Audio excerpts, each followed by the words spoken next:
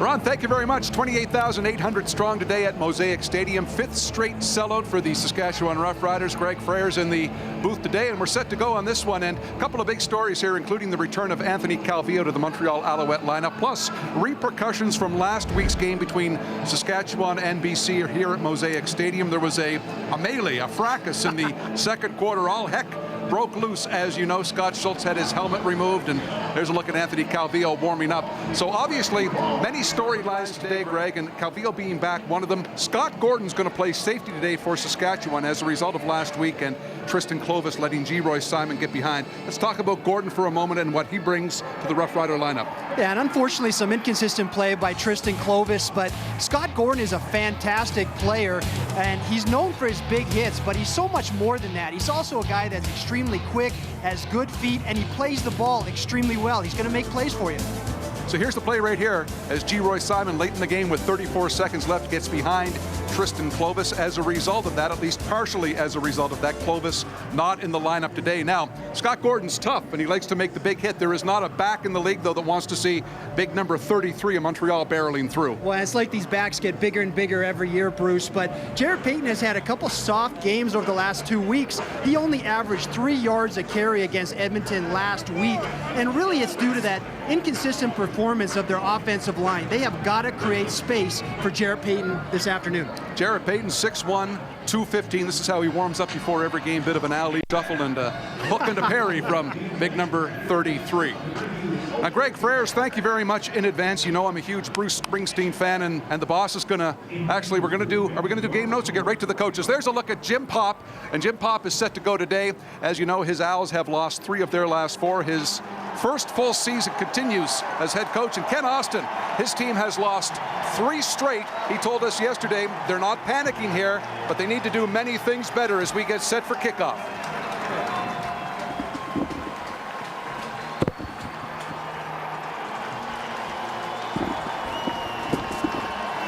The wind is blowing left to right on your screen. Ball is going to hang up in the air as Jamie Borum puts it into play. And Ashland Davis for Montreal, straight back up the middle, not much running room, and he is down just beyond the 35-yard line. And there's a look at number 13, Anthony Calvillo. Since the year 2000 in games he has not started, the Alouettes have gone 1-7. Greg, though, he is back today. Good stats this year, and an offense that has been a bit inconsistent thus far this season. Well, absolutely, and they've had a challenge being able to score. The last time these two teams met, Anthony Calvillo was pressured. This is way back in June, Bruce. He was sacked 8 times and threw 3 interceptions. 1st and 10 from the 37. Calvillo quickly to Ben Cahoon. Cahoon fighting for the first down yardage. Doesn't get there.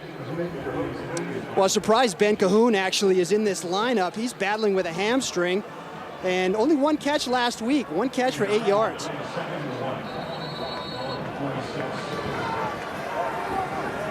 It's a gain of 9 on the play. It'll be 2nd and 1 from the 46. It's Payton with the call up the middle, and he gets beyond the 50. First down for Montreal. Here's the defense for the Saskatchewan Roughriders. So good pre-Labor Day, not so good post-Labor Day, Greg. Well, and you got this defensive front that really needs to get after Calvillo, and he's not healthy, and so they want to be able to pin their ears back. But Perry and Schultz going to have a heyday. Their linebackers, Maurice Lloyd, I think, is a fantastic football player. And in the secondary, like we mentioned, Scott Gordon's replacing Clovis at the safety position. Gain of 3 for Jared Payton. 2nd and 7 for the Alouettes. Payton last week in the game against the Edmonton Eskimos, 12 carries for only 36 yards. Has a couple of 100-yard rushing games to his credit thus far this season. Kent Austin said that the Rough Riders would have to win first down and limit gains. They did there at 2nd and 7. Calvillo, 3 receivers to the left, fires the pass. And that's a good grab by Eric Delorier, number 80. And a first down once again for Montreal. Well, a nice pickup by that left side of that offensive line for Montreal. It's going to be a great matchup. Got Burke and Seagraves playing the left guard and left tackle. Coming up, 2 veterans, Perry and Schultz. but they were very firm on the left-hand side. These are two rookies coming up against two veteran players on the defensive line. Jim Popp yesterday effusive in his praise for the left side of his line. He says they're young, but they're good. Left side again for Calvillo. He finds Anwar Stewart in the game as tight end. And another first down for Montreal, and there is some versatility early on from Montreal and number 9. Yeah, I was talking to Anwar this morning, and he says he plays about 60 to 70% of all of the snaps, not just on defense, all of the snaps. Comes in as a tight end, and definitely very versatile, Bruce. But a nice game plan. I mean, they're coming in, they're showing a lot of different things, and he's getting some time. Anthony Calvillo is getting time in the pocket. Right now, Montreal going with the wind.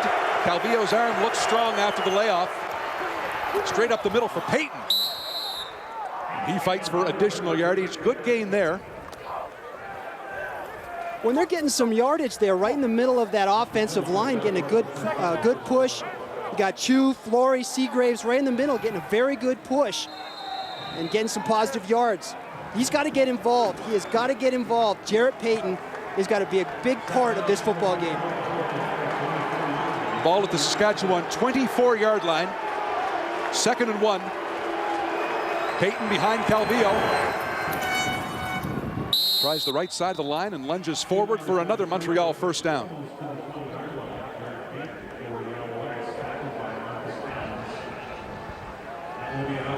There was a feeling here today, Greg, that with Calvillo back, there would be a certain swagger return to the Montreal offense, a feeling of confidence. You see it early on here. There's better movement, better energy all around. 1st and 10 from the 20. Opening drive for the Montreal Alouettes. Calvillo to Kerry Watkins. Met there by James Johnson, wrestled out of bounds near the 15-yard line. Bring up 2nd and 5. And just a nice rhythm. And Kerry Watkins, that's a surprise that he's actually in this lineup. He was battling with some back spasm this week. I mean, just a high percentage throw. But again, some good time with that offensive line. I think that's going to be a key all afternoon, the performance of that offensive line for Montreal. First drive has just hit the 4.5-minute mark. Good start here for the Alouettes and Calvillo. 2nd and 5. And that is batted down at the line. Looks like Reggie Hunt got through with the hands held high. And the Alouette drive is stalled. When talking to Ken Austin this week, he said that things that the defense needs to get better at is collapsing that pocket. They need to pin their ears back, be able to get after the quarterback. Reggie Hunt just coming up the middle, timing it up just perfect, be able to knock that ball down and force them into a field goal.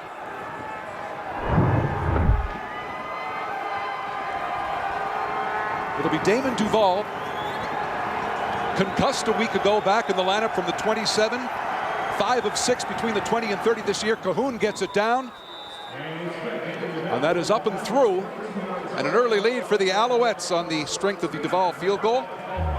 Montreal 3, Saskatchewan. No score from here at Mosaic Stadium.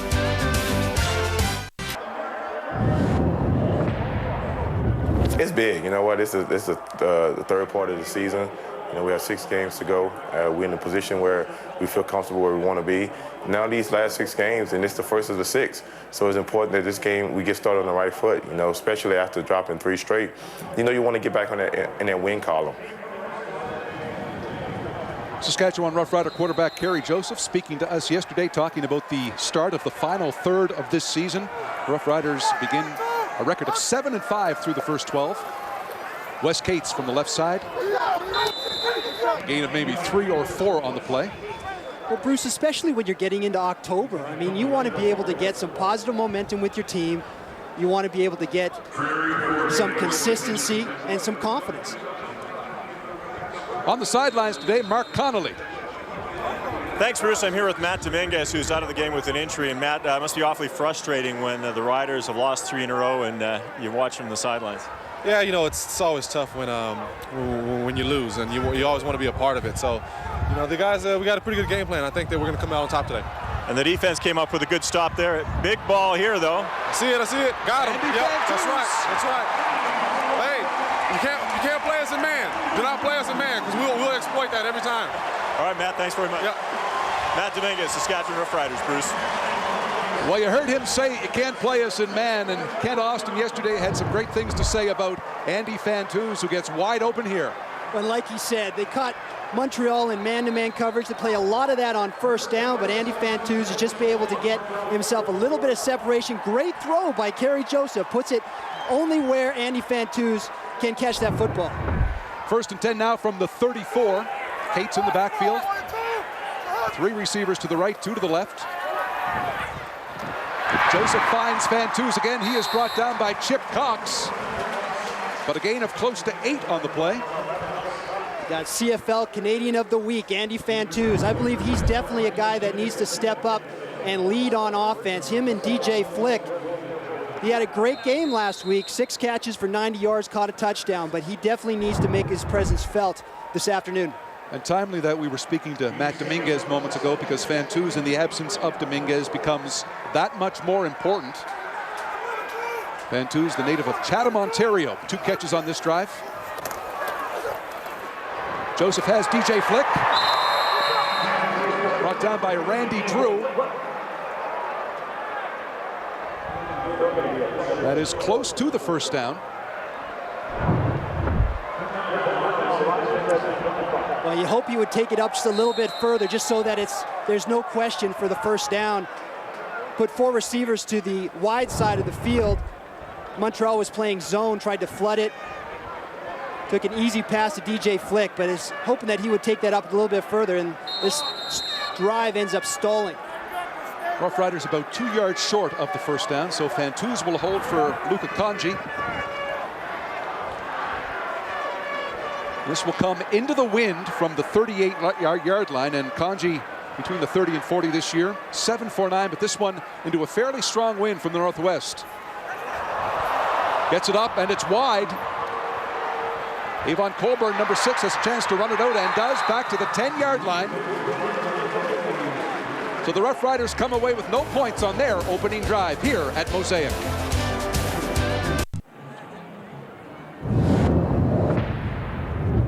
It's Saskatchewan Roughriders.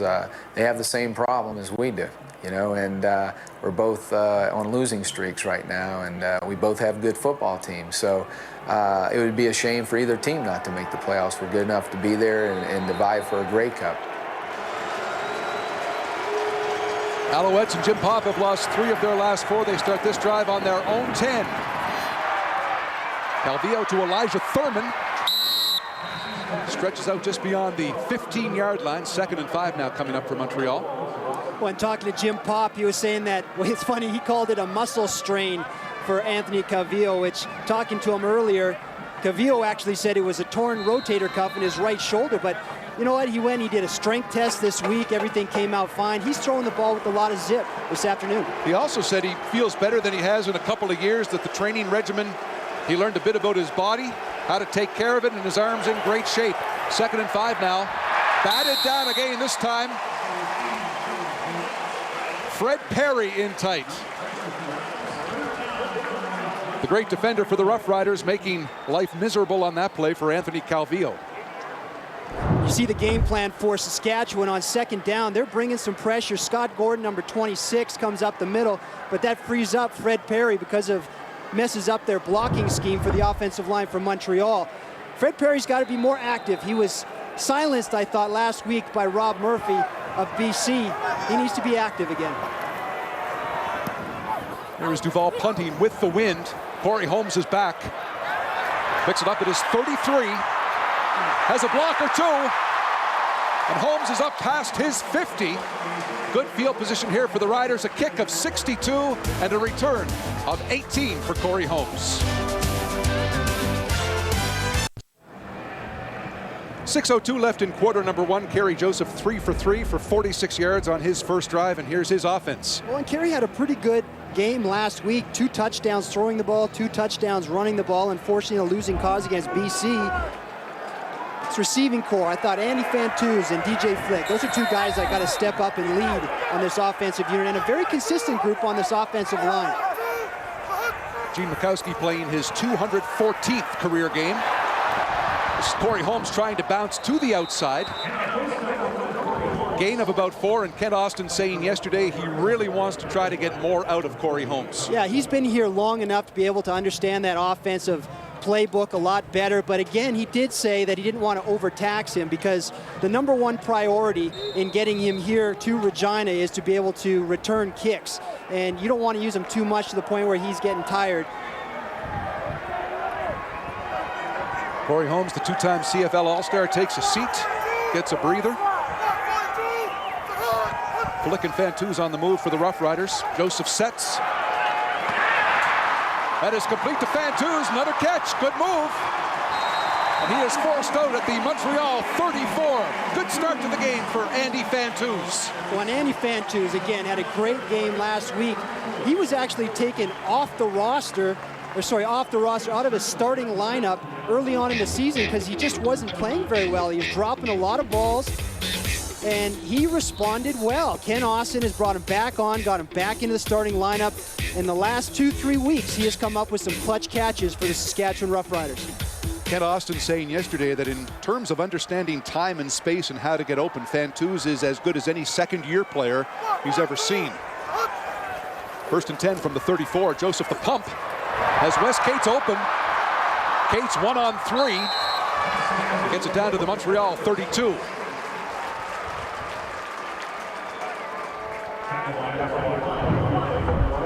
When both offenses are actually getting a pretty good offensive rhythm. Early in the game, usually defense will be pretty conservative, so they're kind of feeling each other out. They're moving up and down the field and kind of settling for field goal opportunities right now. Correction on the spot, balls at the Montreal 27, 2nd and 3 now. Joseph yet to miss a pass. Has a lot of time, lofts the ball high into the wind. And that just hung up forever. And the Alouettes good on the interception.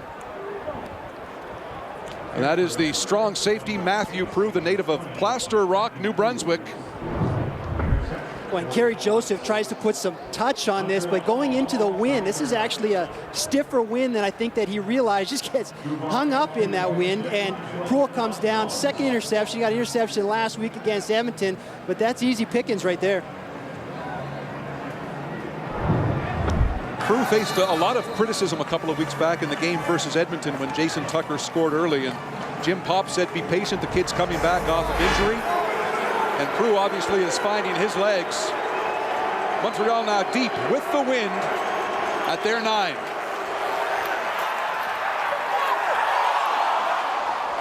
Looks like the ball is loose. Payton was met by Reggie Hunt and Moore.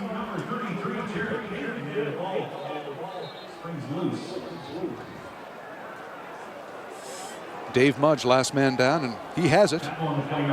Nice addition to that linebacking core for the Saskatchewan Roughriders. Stancil comes back in. He was injured coming out of training camp with a knee injury, put on the 9 game, and got himself a hamstring injury after the Calgary game, but he comes in to replace Sean Lucas.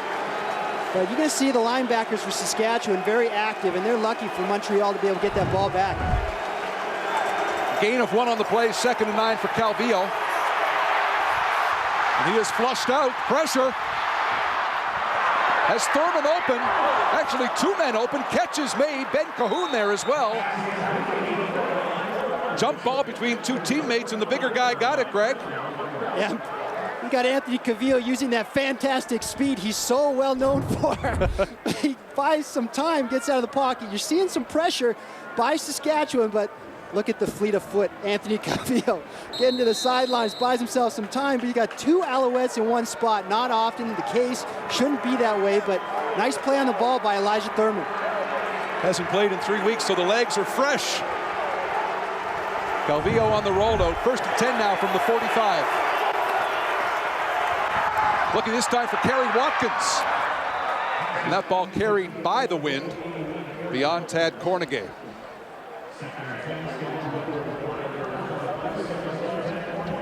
Roughriders and the defense they will deploy against Anthony Calvillo and the Owls offense. Well, we took a look at Saskatchewan's performance defensively in the first 6 games versus the last 6 games. Specifically, look at the quarterback sacks. That's a result of being able to collapse the pocket. 21 versus 8. Richie Hall is saying things they got to do. They have got to collapse the pocket. They have got to stop the run. And they have not done that very well over the last 6 games, but obviously they've got some things rectified. There's Reggie Hunt, his 4th sack of the season. First time these teams met back on June 29th, a Friday night in Montreal. Anthony Calvillo was sacked 8 times. Well, not only 8 times being sacked, but there was 8 tackles for losses as well, and that resulted also in 3 interceptions. So there's a lot of speed in this linebacking core, and they're going to be very creative in bringing different pressures.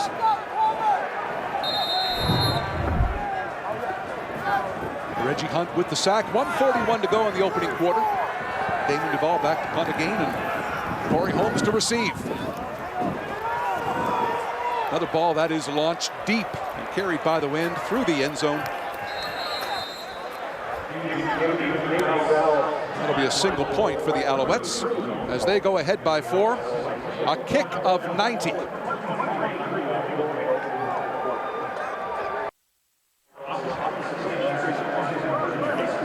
So trailing now by 4, Kerry Joseph and the Saskatchewan Roughriders back on offense.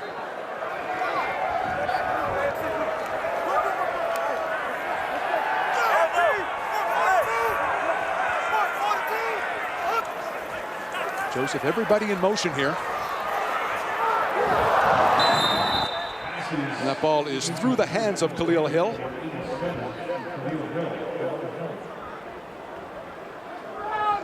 Mark Connolly is on the sideline for us today here at Mosaic Stadium.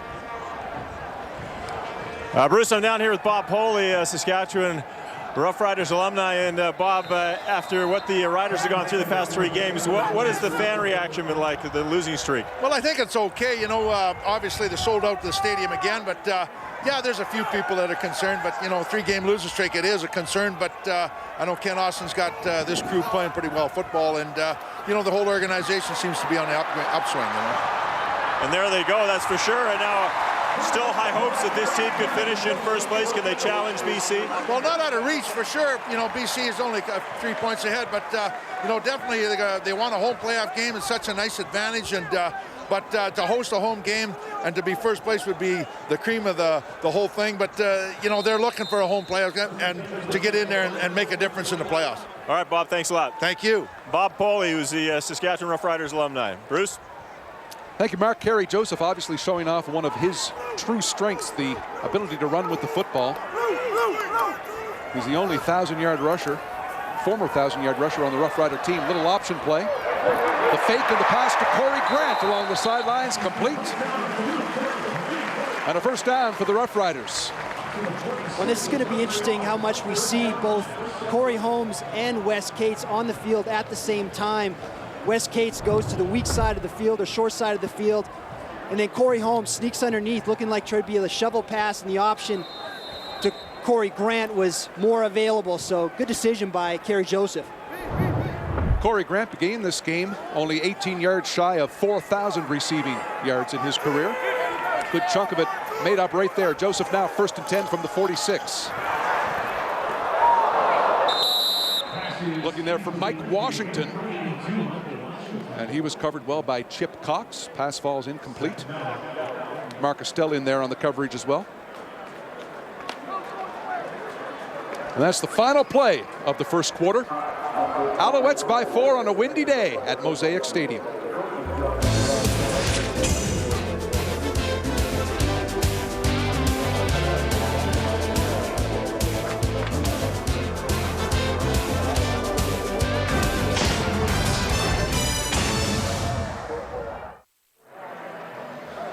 Start of the second quarter. Greg, you want to use your telestrator there? Look at this guy. Yeah, let's the lone Montreal Alouette fan right there. It's a sea of green. I want to take you back to last night and a game with huge implication, obviously, and for reasons not happy to the Edmonton Eskimos. Willie Pyle's second quarter nails quarterback Ricky Ray, who falls very hard on that right shoulder. And confirmation today, it is in fact a separation, and Ricky Ray will be gone from the Edmonton Eskimo lineup for between 4 to 6 weeks. Later on, Michael Bishop to Andre Talbot, his second of 2 touchdowns on the night. The Argonauts 18-11 over Edmonton. So Toronto right now starts today tied with the Alouettes for second place in the East behind Winnipeg. 2nd and 10 from the 46. Joseph being flushed right. Tries to turn the corner and get out of bounds and can't, but a flag on the play, perhaps a face mask. No, that there is going to be what's called a horse collar. This is something that they're calling this year, and they've clarified it extremely well going into the season for us. Is it, if any time as a would-be tackler, you grab right here, Kerry Joseph, Major right at the back, right there. Unnecessary roughness, horse collar tackle, Montreal number 94. 15-yard penalty from the end of the play, first down. That was Dario Romero with the horse collar. Look at stats now from the first quarter. Well, you know what? They're both just feeling each other out and settling for some field goal opportunities, but the offenses have gotten in some pretty good rhythm. Rushing yards, you know, fairly low. They'd like to improve on that going into the second quarter.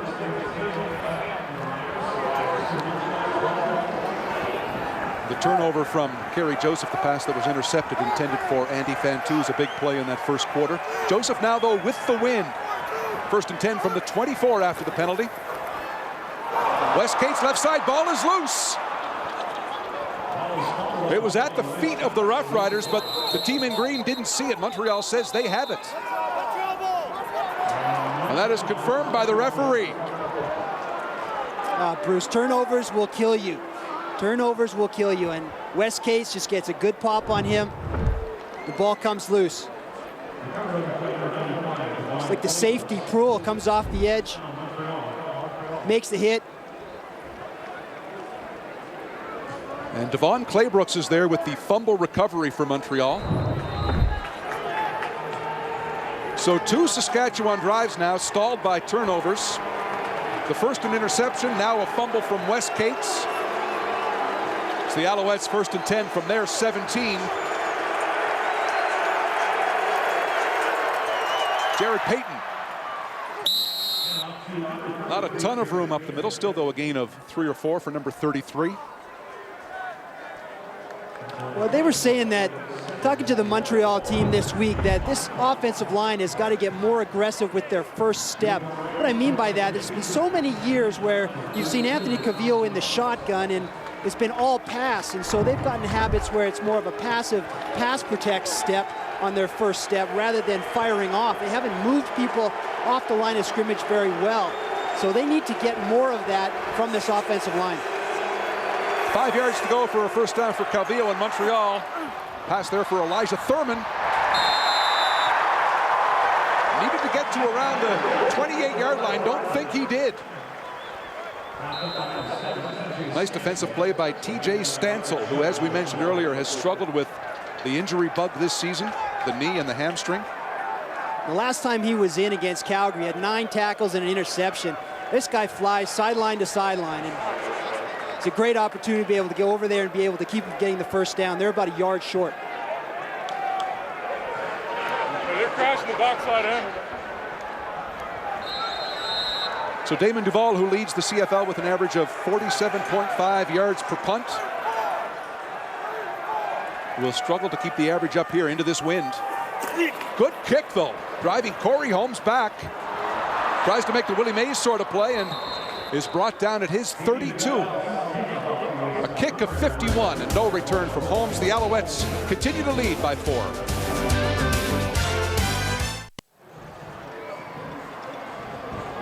.12:51 to go in the first half. A reminder, on Monday, this Monday, Hockey Night in Canada Radio debuts on Sirius Satellite Radio Channel 122 from 4 to 6 p.m. That is 4 to 6 Eastern, hosted by Jeff Merrick and Kelly Rudy on Monday. It airs Monday to Friday from 4 to 6 with a repeat broadcast from 6 to 8 p.m. Eastern Time. That is Hockey Night in Canada, Sirius Radio, debuting on Monday.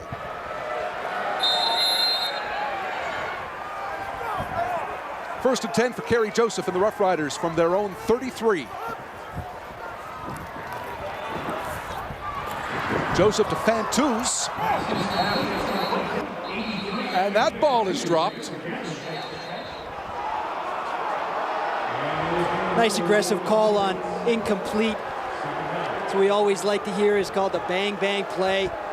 He's got to survive contact from a player and from the ground, and that happens fast enough that their official is told to call incomplete aggressively. Nice job there.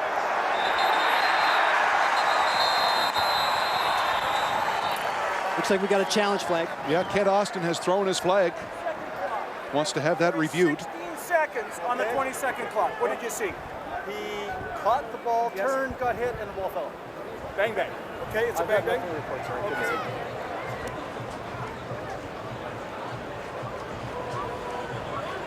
So Austin obviously feels that Andy Fantuz made the catch, survived contact, and that should be a completion. Well, the difference here is that you can have possession, and that's... Saskatchewan is challenging the ruling on the field that it was an incomplete pass. We will review the play.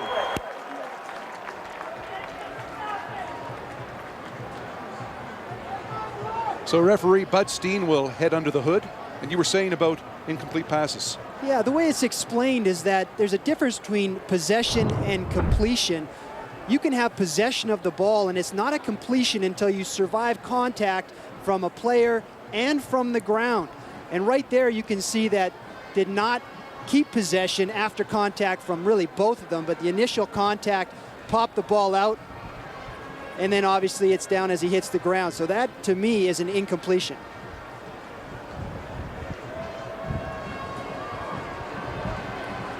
So the point being, he did, yes, get his hands on the ball, but that first bit of contact jarred it loose, and thus... And I'm surprised that Ken Austin used up his freebie flag for this review, because to me, that's very obvious. That happened right in front of him, and that ball came out immediately upon contact from that defender. You know, Austin took some heat a couple of weeks back in the game against Calgary for not using his challenges, so maybe he feels that heat and decides to throw it here. Well, and he was saying that he wasn't just using his instincts. He was holding on, and his instincts were to throw it, but he was ignoring that. So at this moment in the game, a little bit too aggressive, and you want to maybe hold that challenge flag a little bit later on. Something maybe a little bit more impactful to the game. On review, the player did not complete the pass. He was hit and the ball came out. Ball on the field stands, second down. And again, you need to have indisputable evidence to be able to overturn. He's got the ball and immediately is hit by the defender. Ball is out. That is the perfect description of what they call a bang bang play. You know, a lot of people don't like that rule, but it is the rule this season. And by the letter of the law, it's the right call. And what I have liked, you may not like the rule, but what I like is the clarification to everybody of how it's going to be interpreted and actually called on the field. So after all of that, we've got 2nd and 10 from the 33.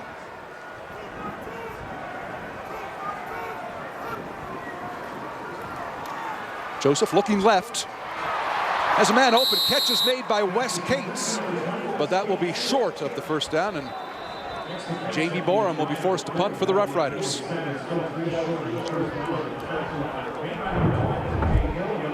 The nice thing with the Montreal Alouettes secondary, and this is something that they have been talking about all week long, is that they need to be more aggressive with the receivers. What I mean is that they need to get up to the line of scrimmage and get physical with them and don't allow them to get into their route. Did a nice job on that play doing that. There's the average for Borum, 42.5, kicking with the wind. Ashland Davis from his 20. Tries to get outside and does, trying to turn that corner. Out past the 40 to the 45 and driven out of bounds, but there's a flag on the play. Indications are that will be against Montreal, a 50-yard kick and a 25-yard return from Ashland Davis. We also found out Montreal number 5, it's a 10-yard penalty, first down. So that run back negated by the penalty, and back to Saskatchewan in a moment. Well, on the day the NHL season officially began, appropriate, we have a hockey-like score here early in the second quarter. Montreal 4 and Saskatchewan 0 at this point, with 11:54 to go in quarter number 2. I think the wind playing a bit of havoc, certainly with the passes and the interception Kerry Joseph threw earlier. Calvillo so far 7 for 10 for 84 yards and perfect 6 for 6 throwing to his left. Little draw play for Peyton. Nowhere to go. He is wrapped up by number 41, Fred Perry. Like I was saying, Jared Payton has not been that successful over the last 2 weeks. Had a big game against BC in Montreal. But he's a big back. If you can meet him in the hole, just don't let him get started. And for sure, don't let him get to that second level because he's going to overpower a lot of smaller players. Loss of 2 on the play, 2nd and 12 for Calvillo. And he is chased by Scott Schultz.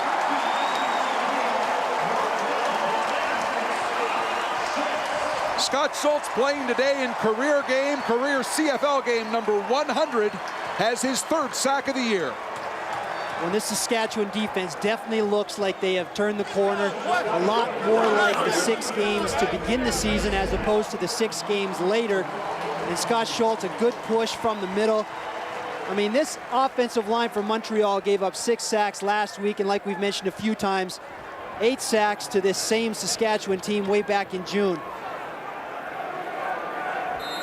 Now, does Damon Duval here give up the safety early in the 2nd quarter? He's kicking into the wind and from his own 1-yard line. He's lining up on the 1, so usually that indicates he's going to go ahead and kick it.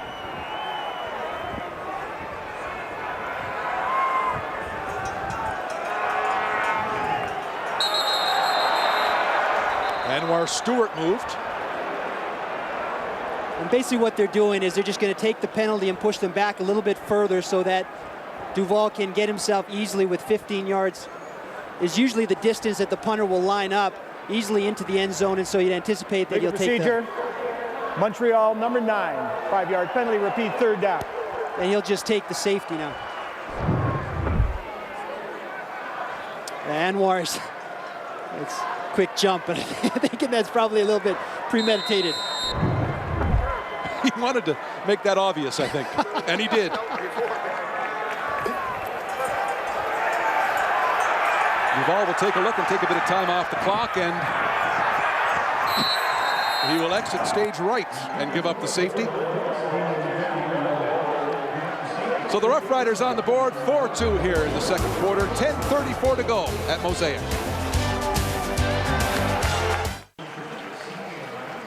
Back in Regina, 10:34 to go in the 2nd quarter. Montreal with the lead, 4-2 the score here in period number 2.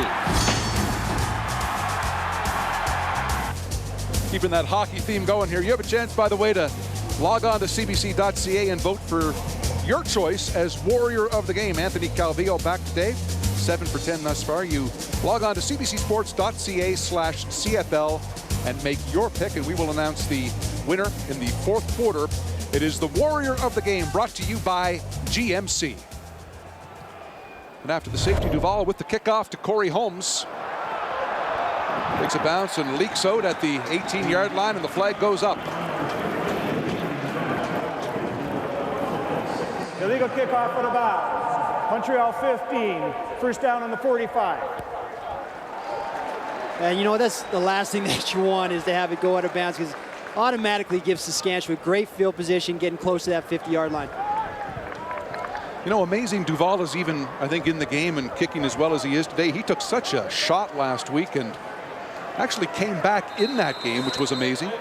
He said felt a little woozy after getting clobbered by Braidwood and Shannon Garrett. These kickers, they got to start putting some air in their helmets. Stop running downfield, I think. That's right. Joseph looking right. Looking for DJ Flick. And that is just beyond his outstretched reach, and it'll bring up 2nd and 10 for Saskatchewan. Oh, and he had Corey Grant wide open in the middle of the field. Montreal plays a zone defense. You're going to see Corey Grant coming in the middle of the field wide open, and I think Kerry Joseph had set in his mind that the primary target was going to be going to DJ Flick. Oh, you look. Ken Austin said yesterday that he used to love throwing into the wind as opposed with the wind because his arm wasn't that strong. He said Kerry Joseph has a gun, so maybe throwing with the wind, his balls are going to sail a bit, and perhaps we saw it on that throw to DJ Flick. Joseph dumps it off to Wes Case. That is too low. And that'll bring Jamie Borum on to punt. Yeah, he's pointing at himself there. It's just a bad throw, threw it right into the dirt. There's no chance. I mean, he's going to have to, Cates has got to come up with a good catch there to be able to receive it. Okay, come on, we got to be better than this. Let's go, let's go.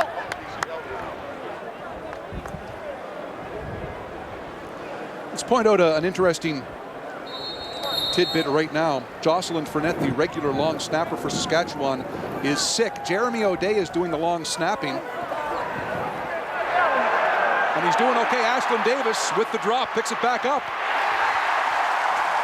And is tripped up inside his 10. Great special teams coverage by Saskatchewan. A 53-yard kick and a 3-yard return. There's Jeremy O'Day doing the short and long snapping today. That's right. Well, he does do the short snapping for field goals, extra points. But what they're doing now is they're taking Kanji. Usually the punter will line up 15 yards deep. They're only putting him 10 yards deep, making it a little bit easier for him. But that's not going to give Kanji a lot of time to be able to get that kickoff. He needs a good 2 steps to be able to get that ball off. So that's going to put a lot of pressure on the punter to be able to get it off. But Jeremy O'Day so far 2 for 2 on his long snaps. Great downfield coverage by Kitwana Jones and Calvillo from his 11. Nice quick strike to Elijah Thurman, who stretches for a first down and some breathing room for Montreal.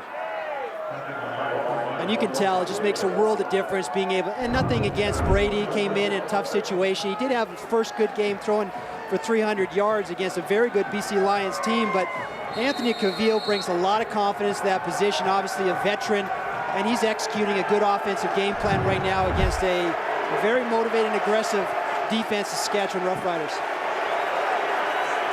So from the 11 to the 24, 1st and 10 for Montreal. Calvillo on the rollout, and he is brought down by Reggie Hunt. You can't get away from number 9 of Saskatchewan. Well, and definitely a busted play for Montreal. They were trying to be able to get a reverse, actually, to Ashlyn Davis, and just a miscue. You look at it right here, be able to get Ashlyn Davis a reverse, and they just mistimed it. Busted play. Anthony Calvillo is just trying to get whatever he can.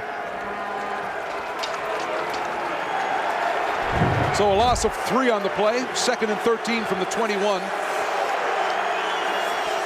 28,800 strong they are allowed today.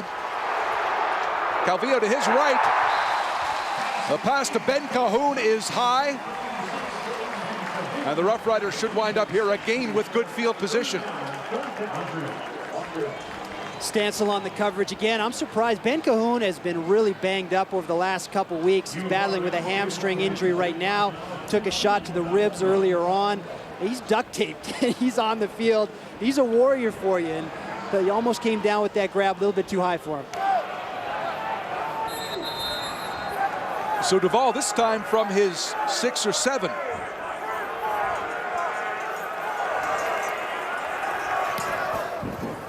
Tries to keep it low, but it hangs up in the wind. Corey Holmes touched it. Flag on the play.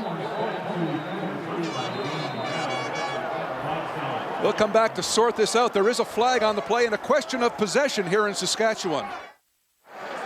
Well, on your screen, the wind is blowing left to right, and it just ate up a punt from Damon Duvall. However, the penalty was no yards, so it's 1st and 10 Saskatchewan from the Alouette 45. Joseph, 4 receivers to the right. He will keep and run and has some room. Kerry Joseph with the spin being chased by Chip Cox, gets outside and picks up a first down.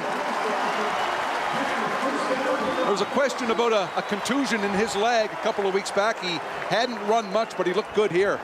Yeah, and this is when he's at his best. He's got to take the easy yards that are given to him. Montreal tries to play him in man-to-man coverage on 1st down, has the opportunity to be able to get outside, use his legs, rushed pretty well when these two teams met early on in June, and he hasn't really done that, like you were saying, Bruce, over the last couple of weeks. Question was whether or not he was healthy. You saw that graphic. That's pretty exclusive company for Kerry Joseph. Here's the pass to Fantouz, and he's open. Touchdown, Andy Fantouz.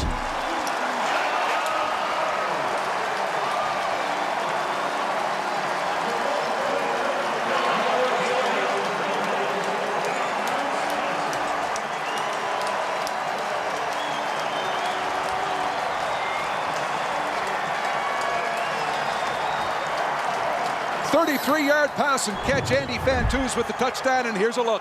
Well, and they get the matchup that they want.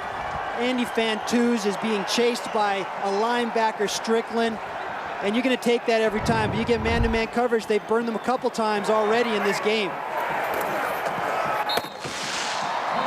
What a great start for Fantouz, his third touchdown of the year. Couple of catches here in the first half, and it's Saskatchewan by 5. There's a look at 23-year-old Andy Fantouz, off to a great start here today in Regina. The touchdown catch from Kerry Joseph was a beauty. Well, you know what? We heard earlier from Dominguez. Unfortunately, he's heard on the sideline saying, you know, if they're going to take advantage, if Montreal is going to play them in man-to-man coverage, and this actually becomes a great matchup that they will take all game long. You got a linebacker, Strickland, although he is probably more fleet of foot of some of the other linebackers. You're going to take that all day long, and they're going to be able to exploit man-to-man coverage. 101 yards already for Andy Fantouz with 6:39 left in this first half. Jamie Borum with a low liner. That is at the feet of Avon Colburn. Colburn, a bit of room, trying to stretch it outside, brought down by James Johnson at the 40-yard line. That is where Calvillo and the Alouettes will scrimmage. Trailing now 9-4.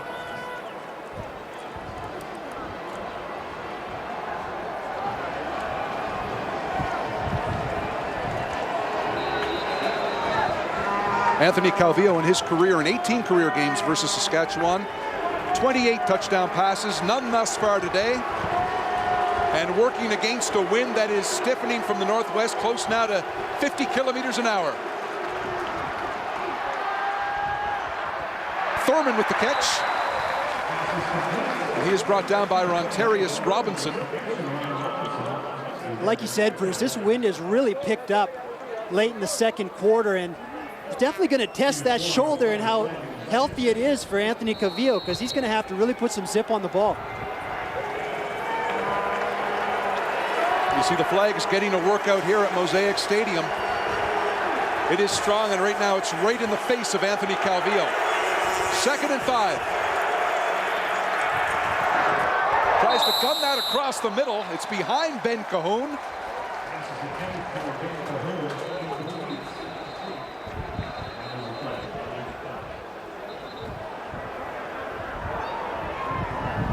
And we'll sort out the flag on this play. Kitwana Jones was putting pressure on Calvillo. He is slow to get up.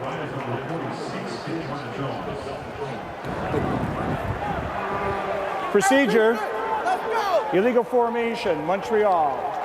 Penalty is declined, it becomes 3rd down.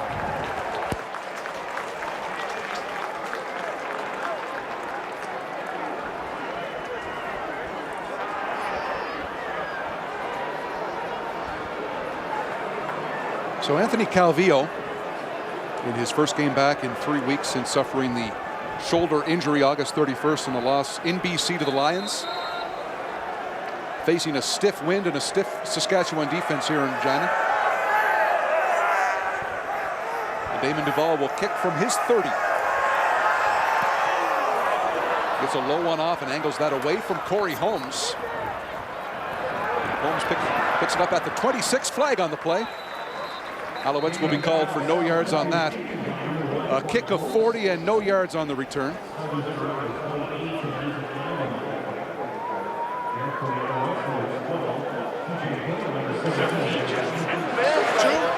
They're mic'd up today. No yards. Is the star on Montreal, the defensive line for Saskatchewan, Fred Perry. Saskatchewan. Mic'd up. Brought to you by Rogers, Canada's most reliable wireless network.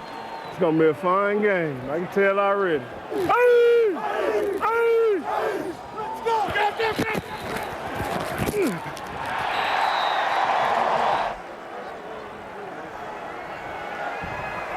Fred Perry had a great quote yesterday talking about plugging the dam. He said, we don't have to plug the dam. We got to stop the flow of water completely. His defense has been struggling the last 3 or 4 weeks. Offense looking good, though. Wes Cates on the catch and carry up near the 50. Wes Cates just sneaks out of the backfield and is not picked up by the linebacker very well. And that's something he did not do very much last week against the BC Lions, is be able to catch passes out of the backfield. You watch him, just a little sneak out. Very sneaky Wes Cates. Offensive lineman get out in front of him as Jones, number 53. How you're sneaky at 6'1", 215, I don't know, but he's sneaky again on the little option shovel. And Saskatchewan up behind center field, close to the Montreal 52. Well, Bruce, they're showing some creativity. You know, they show a little shovel pass with Corey Holmes, a little sneak with getting Wes Cates out for the pass there, and now all of a sudden a little sneak out there himself on that next play. So a gain of 9 on that play. Chris Zarka comes into the game for the Roughriders, number 33. Mike Washington wide right, DJ Flick left. Timeout, Saskatchewan. There was confusion there from the word go, and the Roughriders burn a timeout here with 3:43 left in the first.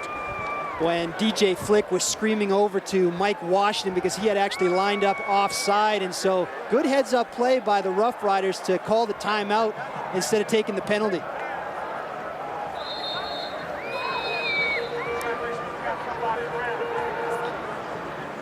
DJ Flick, one of the players you spoke of needing to step up and provide leadership, maybe an example of it there. Absolutely. I have no idea how he ended up looking that far in his peripheral vision to be able to see Mike Washington. It was way over to his right. So Washington to the right again, Flick to the left. Handoff straight up the middle for Cates.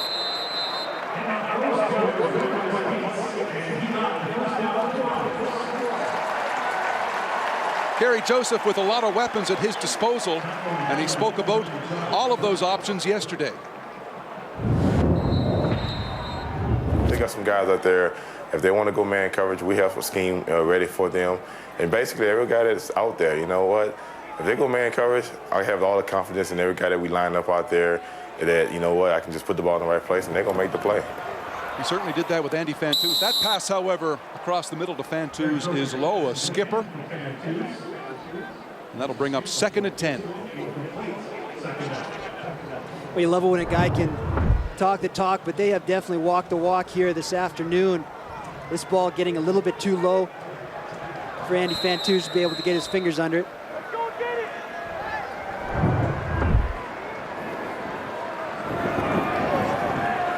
So from the Montreal 50.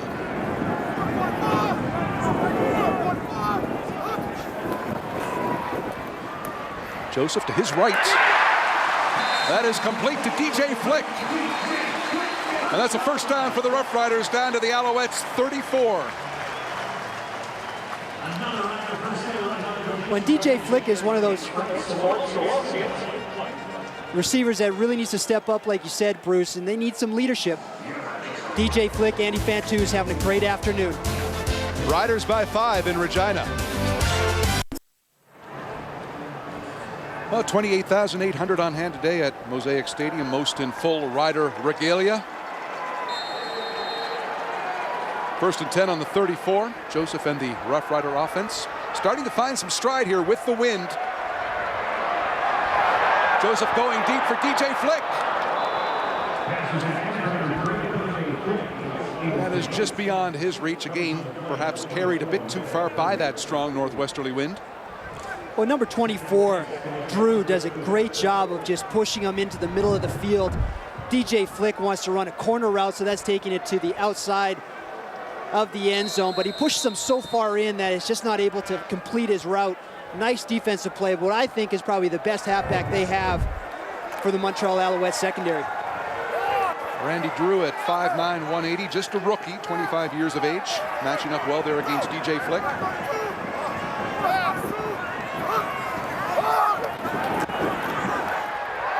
Joseph to the air, and Andy Fantou. Sounds like a broken record in this first half, but it isn't. Number 83's having a great half, and we'll see where the spot is. Depends on where they mark his forward progress.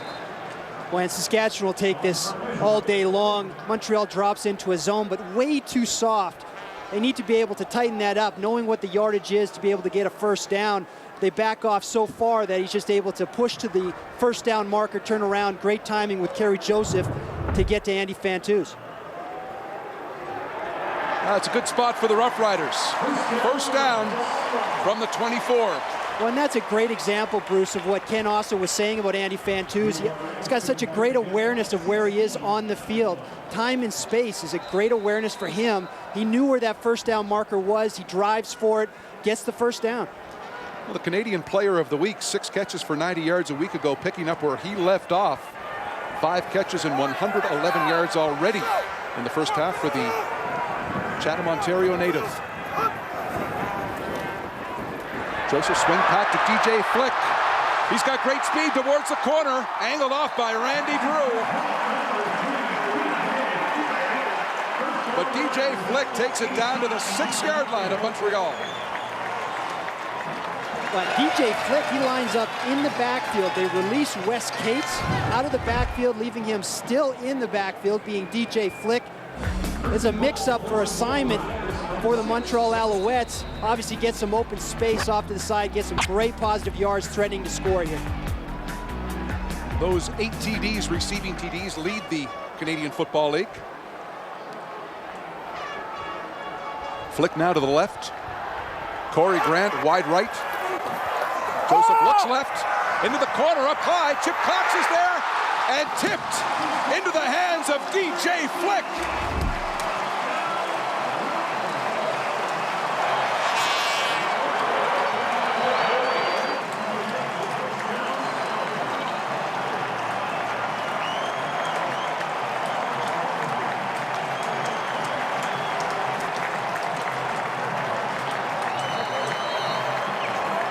You know what they say in golf, Greg? There's no pictures on the scorecard. Doesn't matter how you do it as long as you make the catch. Little tip drill here. Well, you know what? I got to say, Chip Cox, the halfback for Montreal, plays DJ Flick extremely well. Has the opportunity to make the play, but nice effort by DJ Flick. The point after is good. Good second quarter here for Saskatchewan with the wind.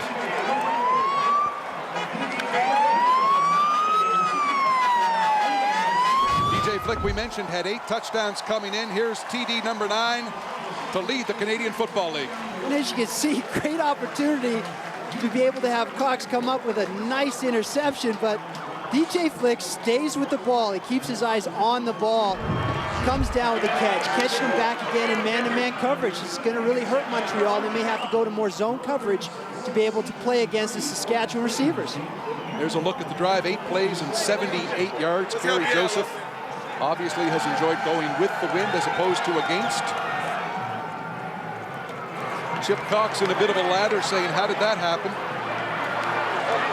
Once again, there are like 3 to 5 plays in every game that will determine the football game, and that was one of them. And he knows that he needs to come down with that football. We were driving to the stadium today, and you as a former safety said there's a reason guys are defensive backs and not wide receivers, though. Sometimes the hands aren't so good. Chip Cox, I think he's got 8 knockdowns.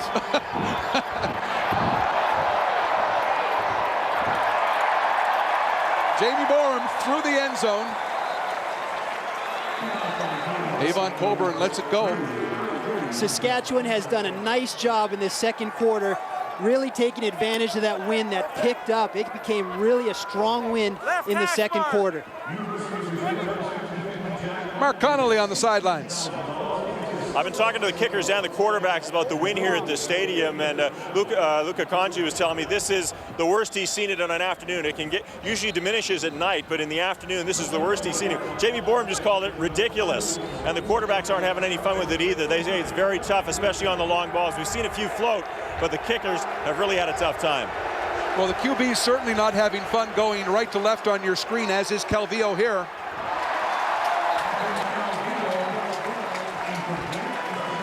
But just to add to that, Bruce, even with the short passes, you're seeing as they're throwing it over the line of scrimmage, that ball is diving into the turf.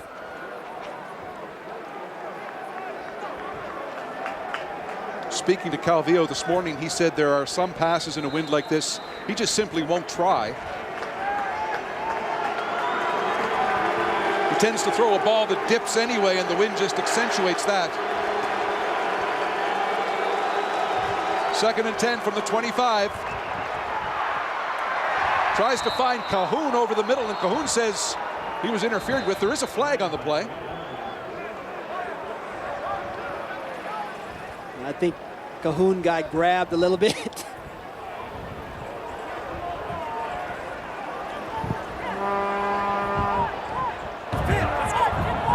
Pass interference. Saskatchewan 31. It's a 10-yard penalty. Automatic first down. Yeah, Ben Cahoon is going to get grabbed a little bit too much. I mean, you want to be sneaky, but that's a little bit too obvious. Sean Lucas, the dime backer. Sean Lucas has had a bad case of the flu in recent weeks. Lost a lot of weight, back in the lineup today in pass situations. Here's Calvillo. Right side to Thurman. Whistles, though, everywhere, negating this play. We were saying on the way in here today, Bruce, I think he's got a bruised sternum too, as a ball last week went off his chest. Yeah, Sean Lucas a week ago had a chance to salt the game away for Saskatchewan, but missed a wide open interception opportunity. Again, one of those opportunities that they have not been able to capitalize over the last couple weeks, and it's definitely cost them against the BC Lions.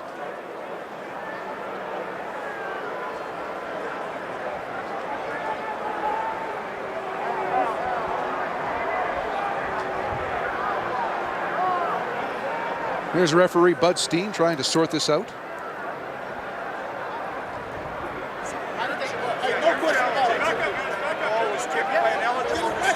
Kent Austin wondering why the whistles blew so quickly.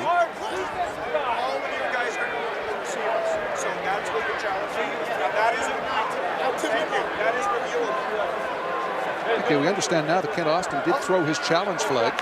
Saskatchewan is challenging on the last play that the ball had been tipped by an eligible receiver, and as a result there would be no pass interference. We will review the play. And the key there is Kent Austin threw that challenge before the commencement of the next play, and thus the whistles blew, and we'll have the review. Exactly. Montreal was rushing the line of scrimmage to be able to get that play off. And if that happens, like you said, Bruce, then obviously you're not able to challenge because they went into the next play. This all happens with 1:40 left in the first half. Saskatchewan on the strength of 2 second-quarter touchdowns. A 16-4 lead over the Montreal Alouettes on a very, very windy Saturday afternoon at Mosaic Stadium. First of 3 today, the first ever triple header in CBC history. First of 3 today here in Regina. On further discussion, the field judge initially had illegal contact on a receiver that turned into pass interference. As a result, regardless of the result of the review, there would be a penalty against Saskatchewan for 10 yards. Saskatchewan is withdrawing their challenge.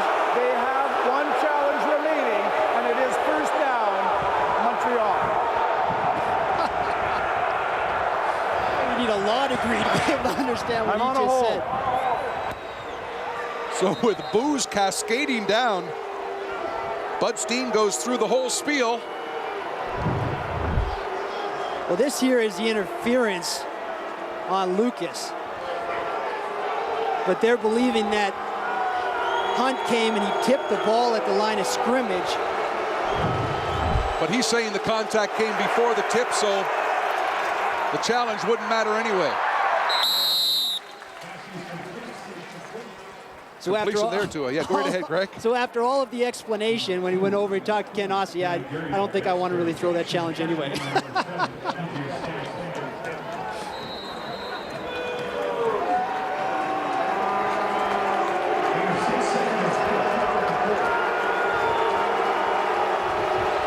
Danny DeRiveau with the pass completion. And Calvillo looks his way again, but that is well behind the intended receiver. That was 2nd and 5, so 3rd down coming. And 2nd down, Saskatchewan's doing a good job. They brought the safety on that play, Scott Gordon, who's in for Tristan Clovis, bringing some extra pressure. It's forcing Calvillo to get the ball off very quickly. A lot of questions prior to this game about the Saskatchewan Roughrider defense and how porous it had been in the past 3 or 4 games. They have shut the door today with the help, certainly, of this wind in the 2nd quarter.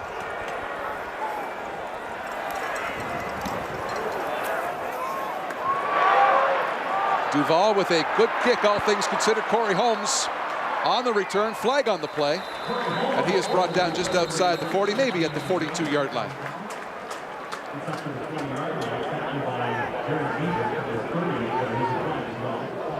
39-yard kick, 11-yard return from Corey Holmes. Not shorted. When talking to Ken Austin, he was saying his leadership ability is one of the big reasons why they brought him in and acquired him 3 weeks ago. And he made them holding. Saskatchewan 46. No yards. Montreal 11. The net result is 5 yards for Saskatchewan. 1st and 10. And he made their return game right away, automatically, much better. He's a great addition to the makeup of this team here in Saskatchewan.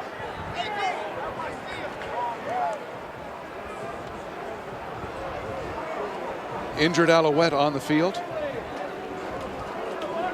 We'll wait and see who it is. That's, I believe, Hendricks of the Alouettes down. As we wait to see the extent of the injury, we spoke about the Saskatchewan Riders defense and how they needed to pick it up during this final third of the season. Sentiments echoed yesterday by their defensive coordinator.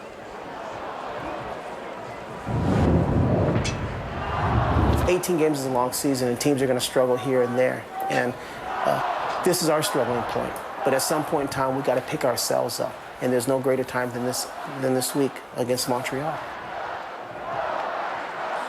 One of the 3 things that Richie Hall was saying they have got to get better at. They got to collapse the pocket. They got to obviously get to the quarterback. They got to stop the run. They have not done a good job of that. Over the last 3 games, they've averaged giving up 160 yards.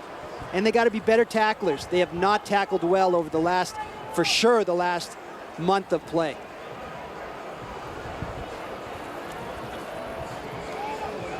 Good time to remind you that coming up at the half, we will preview games 2 and 3 of this doubleheader. Still to come today, of course, we have Hamilton at Winnipeg and Calgary at BC. And back in the day, if you're a fan of the Alouettes, you'll love this one, a look at the career of Junior Ayew. Big number 77, the great Alouette lineman.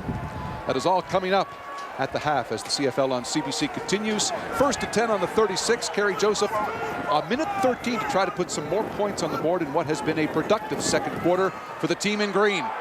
That ball is tipped at the line. Chip Cox with a chance to pick off another, but that skips at his feet.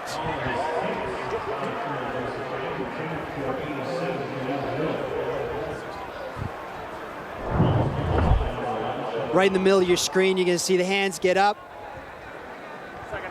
Good timing by Clay Brooks, gets a piece of it. Almost intercepted by Chip Cox. You know, this Montreal defense has been close, but they've been burnt man-to-man coverage. Devon Claybrooks having a good year for the Alouettes in his 1st year in the CFL at age 29, former NFL vet. Here's the 2nd and 10 play.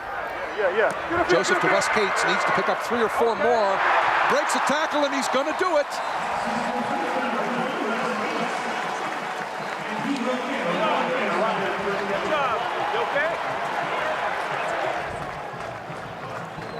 Wes Cates, Greg, one of these prototypical new CFL backs, big and strong and quick. Well, and he can break some tackles, gets it, keeps his balance. Man, that's nice to be able to keep his balance like that. Loses the ball, but as quickly as the last person to touch it going out of bounds. So still Saskatchewan's ball. I think you retired at just the right time, 2003. Right. They got too big. Yeah. Here's Cates again. Has a couple of blockers straight up the middle. And into Alouette territory. Brought down at the 48-yard line. When Saskatchewan right now is really forcing really TJ Hill and Louis Mackey in the middle. The two linebackers, they're young, but they got to keep their eyes open for Wes Cates sneaking out of the backfield. They've used him extremely well and been very creative with him this afternoon.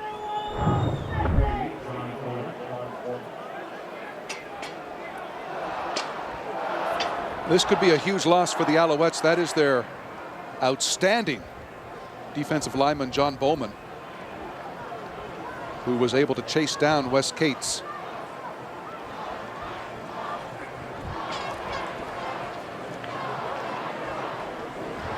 So Jim Popp, obviously a look of concern. Want to point out that Maclean's Magazine has the Hockey Night in Canada 2007-2008 Viewers Guide with Canadian team previews and features by Scott Morrison, Elliot Friedman, Kelly Rudy, and Jim Hewson, plus a special Coach's Corner with Don and Ron. And that October 6th issue is on newsstands now. Just to finish up a thought here on John Bowman. 6'3", 255, and he has been a stalwart this year on that Alouette defensive line, getting up slowly. Yeah, he's tied with Clay Brooks with 5 sacks each. Montreal hasn't gotten to the quarterback as much as in past years, this year in 2007. But on that last play, Saskatchewan's offensive line picked up an all-out blitz. Is something I was talking to Anwar Stewart, the rush end for Montreal this morning. He said they were going to bring up 7 guys on the line of scrimmage and really bring a pressure package, something that they did really earlier on into last year and have done in the past, that all or none type of blitz, and try to bring some pressure on Kerry Joseph and this offense, and probably going to start to look like they're going to do some more of that maybe going into the second half. Joseph thus far has had a lot of time to do what he wants to do, especially in the second quarter with the wind. 1st and 10 from the Alouette 50. Joseph has some room. Flag on the play. Joseph picks up a block there, and Corey Grant allows him to pick up 3 or 4 more as Joseph scampers out of bounds. But as we mentioned, there is some nylon on the turf here. Yeah, they're bringing this back. It's going to be holding. Saskatchewan number 67. 10-yard penalty and repeat. First down. There's Mike Abu-Mekrik with the hold. It was a nice hit by Corey Grant, though. It was, yeah. Came back, putting the face mask in there. Not bad for a receiver. What is it? That'll bring up 1st and 20 now. What is it? Ball is moved back 10 yards.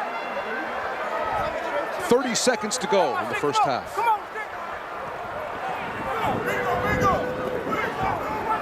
How adventuresome will Kerry Joseph be with just half a minute left? Little draw play to Wes Cates, has some room, has a lot of room. And he is close to first down yardage all the way up to the Alouette 39. This acquisition of Wes Cates from Calgary has been great for this offense. Has been quiet a little bit over the last couple weeks, but he's, like you were saying, Bruce, that new back that's got that combination of power and speed.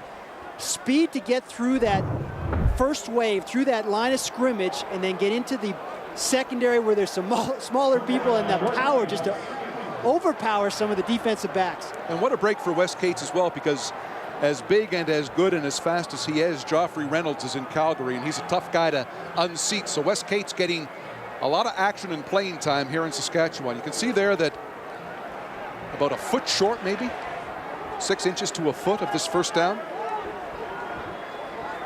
22 seconds left.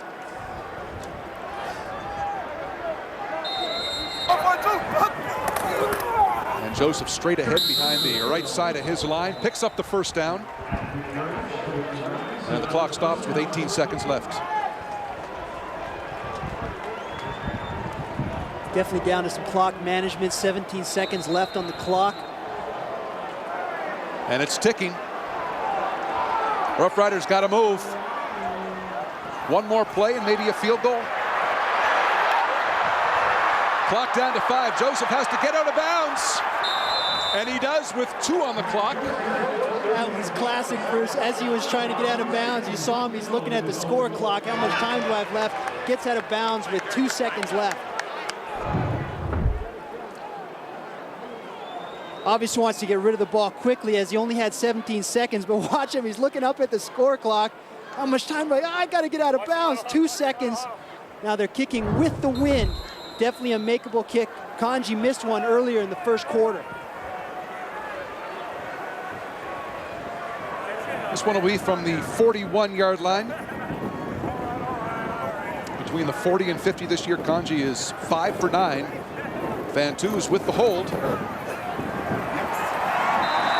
And Kanji with the win, plenty of leg.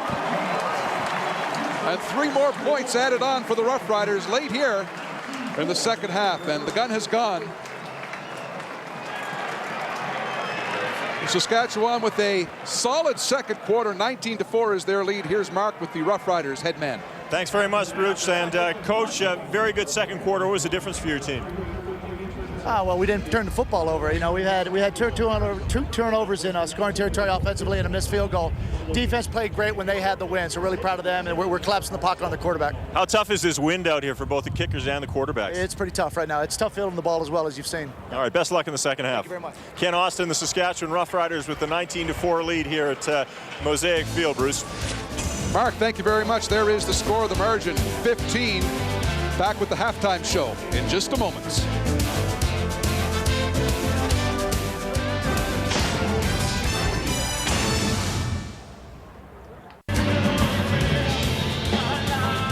Welcome back to beautiful Regina and the Saskatchewan Roughriders with a 19-4 lead on the Montreal Alouettes here at Mosaic Stadium in Regina. And it is a sold-out crowd enjoying this day, a beautiful fall day to play football. And the Riders came into this game on a 3-game losing streak, determined to get back on top, and it looks like they have, especially in the second half when the Riders offense stopped turning over the ball, as their coach said, and really put together a few drives. The wind here has been a huge factor for both the kickers and the quarterbacks, and it will continue to be here in the second half. Of course, this is the beginning of a triple header here on CBC, and here to preview the other 2 games from Winnipeg is Brenda Irving. Well, Mark, later today we're going to be bringing you the 4th and final regular season meeting between the Hamilton Tiger Cats and the Winnipeg Blue Bombers.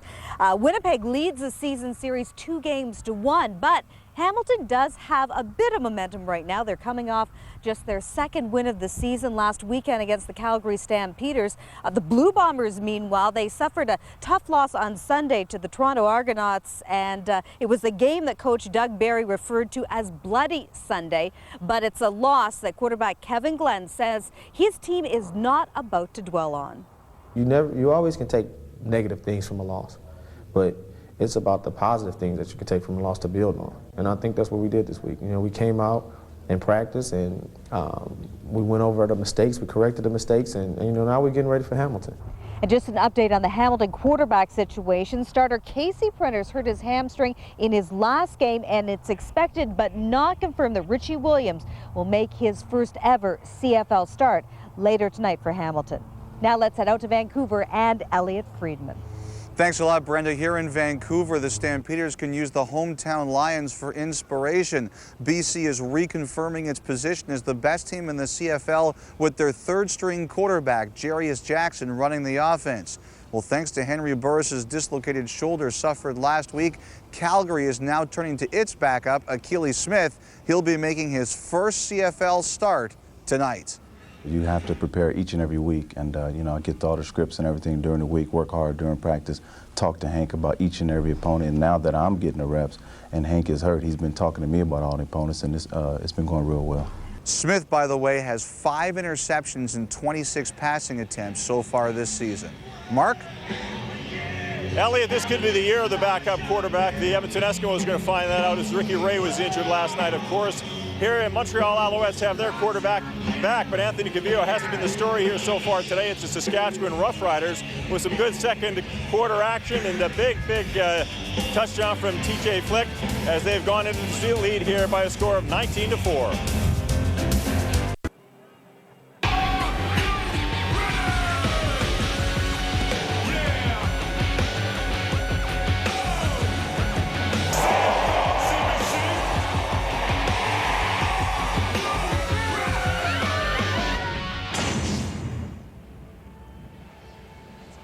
Well, it's halftime in Regina, Saskatchewan with the 19-4 lead. You know, since the Alouettes came back into the CFL back in 1997, Saskatchewan has never taken 2 straight games from the Owls in one season. That streak in jeopardy today as well. Since 97, the Owls are 4-19. Make that Saskatchewan 4-19 against Montreal. So quite the historian.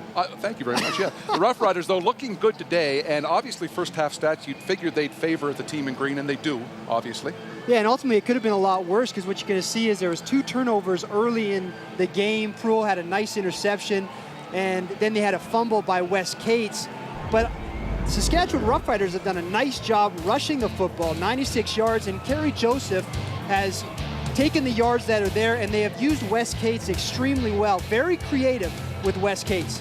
So it's been a good day thus far for Saskatchewan. The wind, as we mentioned, has been a huge factor. It's blowing left to right on your screen. Saskatchewan scored all of their touchdowns, obviously, when it was with the wind. Here's Kerry Joseph. Ken Austin told Mark Connolly before the break, as good as Saskatchewan was in the second quarter, in the first, we could have put more on the board. Yeah, and the wind definitely picked up. This is Kerry Joseph throwing into the wind. As you can see, it was a duck held up there and gave time for Proulx, the safety, to get under it and make an easy interception. And this is the touchdown to Andy Fantuz. This is a matchup with the linebacker Strickland, and they were just able to get and capitalize when Montreal was playing man-to-man coverage. DJ Flick, the same thing. Chip Cox wishing that he had an opportunity back on this, because he should have made that play, but great concentration with DJ Flick to come down with that ball. You're amazed at the lack of pressure on Kerry Joseph from Montreal, aren't you? Yeah, and that's got to change, because Montreal is not getting to Kerry Joseph. He's back in the pocket with a lot of confidence, and that's not going to bode well if you want to play man-to-man coverage. We'll see if Jim Popp agrees. He's standing by with Mark Connolly. And I'm here with Jim Popp. And Jim, what kind of adjustments do you think you have to make at halftime to get back in this one? The bottom line, we just got to execute what we're doing, guys. We're getting ourselves in the right defenses, and then we're not executing them, and it's that simple. They've just beat us one-on-one. We get our hands on plays, deflect it, they catch it, and can't allow that to happen. We got to make plays and put the ball in the end zone. How tough has this wind been here? Well, it's always a factor. You know, in the first quarter, we got the short quarter, and we had chances to score more points. We didn't, and they took advantage of it. We got to do a better job stopping them, and our key's the third quarter, because we got it in the fourth. Best of luck in the second. Thank you. All right, Jim Popp. Mark Connolly, thank you very much. Damon Duval will kick it off to start the second half. Repeat those stats just for a moment. The Alouettes, since 1997, 19-4 versus Saskatchewan. And they have never been swept by the Riders. Both of those streaks and stats in jeopardy today. Roughriders with the 19-4 lead. Corey Holmes on the kickoff return. He is knocked out of bounds at the 39-yard line. That is where Kerry Joseph will start the third quarter with the wind again.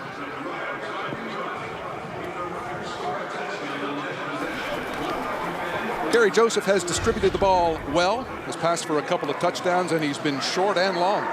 Yeah, you know what, again, they just did a great job when they had the win, but he's been very good because they have not, being the Montreal Alouettes, gotten pressure on him. Joseph has had the time to sit back and pick the Owls apart.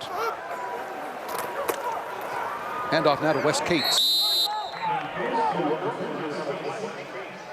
Cates brought down at the 38-yard line. No gain on the play. Wes Cates had a good first half. Jarrett Payton was somewhat quiet by comparison. Yeah, very quiet. And Wes Cates was quiet last week, only 24 yards.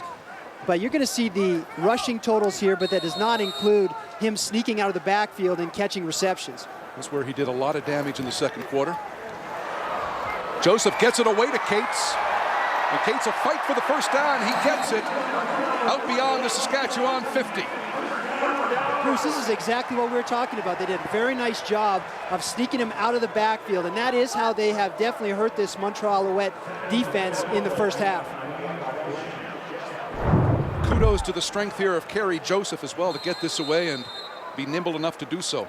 When Jim Popp was just interviewed, he said, you know what, they need to execute their defense. Basically what's happening is the linebackers are missing their assignments on picking up Wes Cates out of the backfield. Yoel Murphy has the ball, hit hard. Goes beyond center field. It's Kobe Reinhardt with the hard hit, and Reinhardt looks the worse for wear on this one.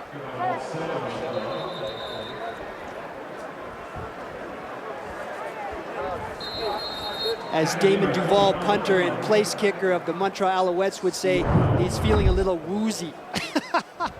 A little woozy. doozy. Yeah, it's possible, or maybe it was a leg at the end of this too. But on those hits, I know receivers, when they get a big hit like that from a defensive back or a defender in general, they want to just pop right back up and say, that's the best you got?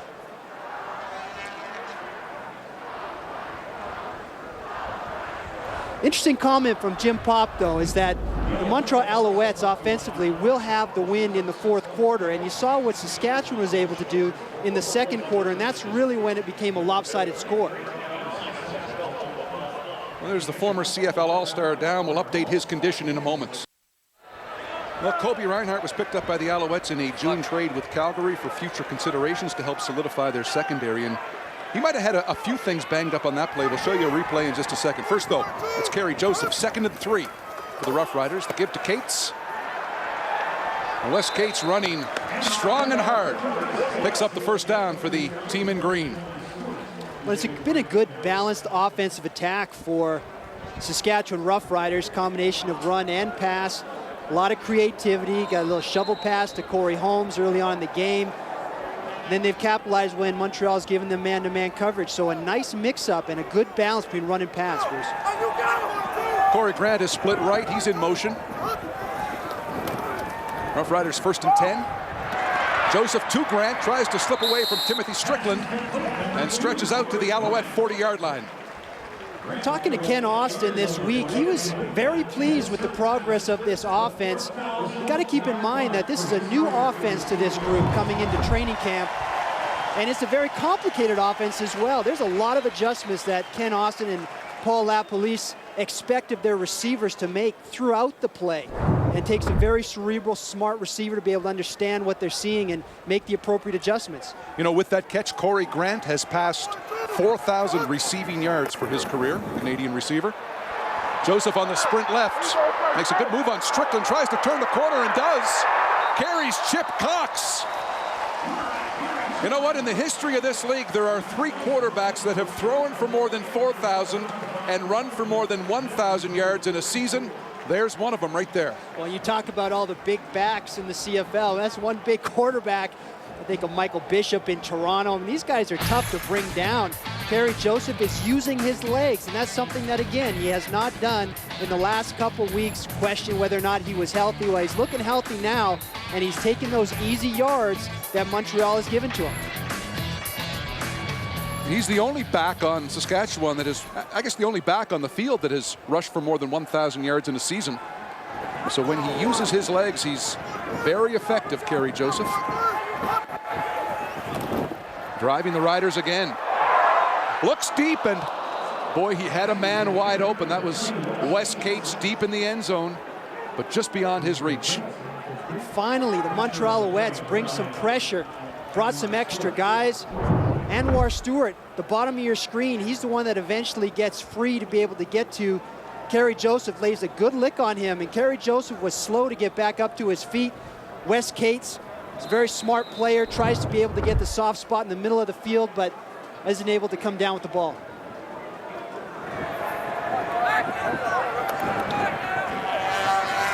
Kobe Reinhart, by the way, is back into the game. Playing the strong side corner. Joseph looking deep, has Fantouz. Fantouz dips under one tackle, makes a great move at the goal line. Anwar Stewart wraps him up. No signal on a touchdown. And they're going to mark this, I guess, at the 1. Boy, that was close.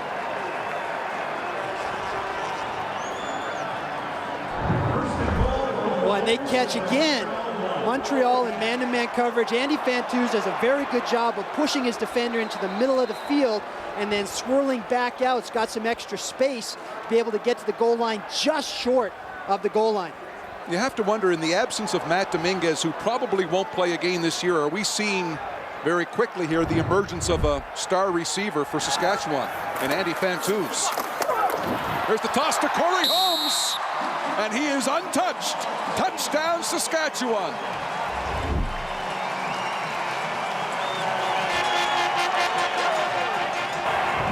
Offside, Montreal, penalties decline, touchdown score. know, Greg, yesterday Ken Austin said he didn't want to use Corey Holmes much beyond the kick return, punt return duties because of fear of fatigue. Corey Holmes will take that run anytime, any place. Yeah, it doesn't look like he had to expend too much energy, but the offensive line does a fantastic job. Yeah, Smith pulling from the left side of that line and creating a huge gap for him being able to get through for the easy score. Point after by Kanji. That is good, and the Roughriders on a roll now in Regina. They've opened up the 22-point lead at Mosaic. A 9-play, 72-yard drive took 5:06 off the clock, and it was capped off by a 1-yard run from Corey Holmes. When usually you have the guard that's going to pull, but right here you have Jeremy O'Day be able to come out and do a great kick-out block, be able to allow Corey Holmes just an easy run into the end zone.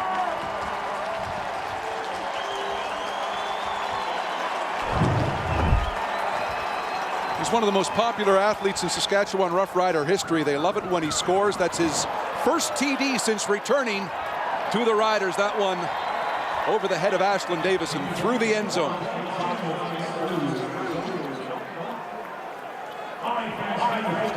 Wes Cates, we've been talking about how he is just this great, powerful back, but again, you see on that play, he's a fantastic blocker as well. Let's take a look. Calvillo, 10 for 17 in the first half. Here's how he distributed the football. Well, again, he had a tough time in the second quarter being able to throw against that wind, and that's why you see all of it underneath.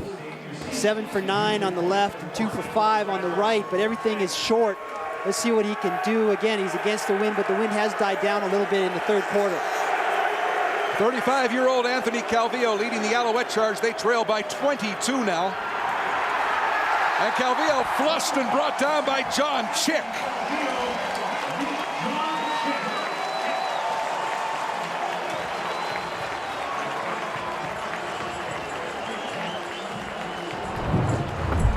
John Chick is coming. It's just a real effort. I mean, he's second effort on that. Be able to break off of his block, come off and make a nice play on Anthony Calvillo. The pressure has been there for this Saskatchewan defense, and again, that's not something that has happened over the last couple weeks. This is what they need to show defensively going into October and into the playoffs. John Chick from Utah State brings down Anthony Calvillo from Utah State and brings up second and long, 17 deep from Calvillo. And that ball hangs up, and pass interference will be called on Arabin Justin.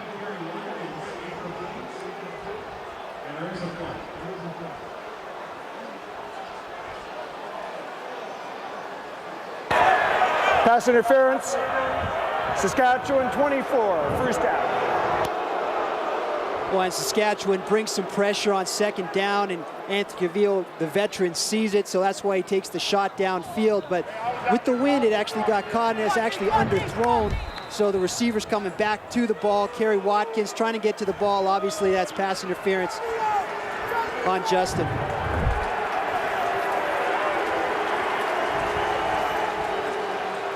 First and 10 from the 55 now. Calvillo hard across the middle for Watkins. He's got some room and is brought down at the 21-yard line. Good pass and catch from the Alouettes. A nice matchup. You got Stansel matched up on Watkins. You're going to take that all day long in man coverage. You're going to see him coming across your screen.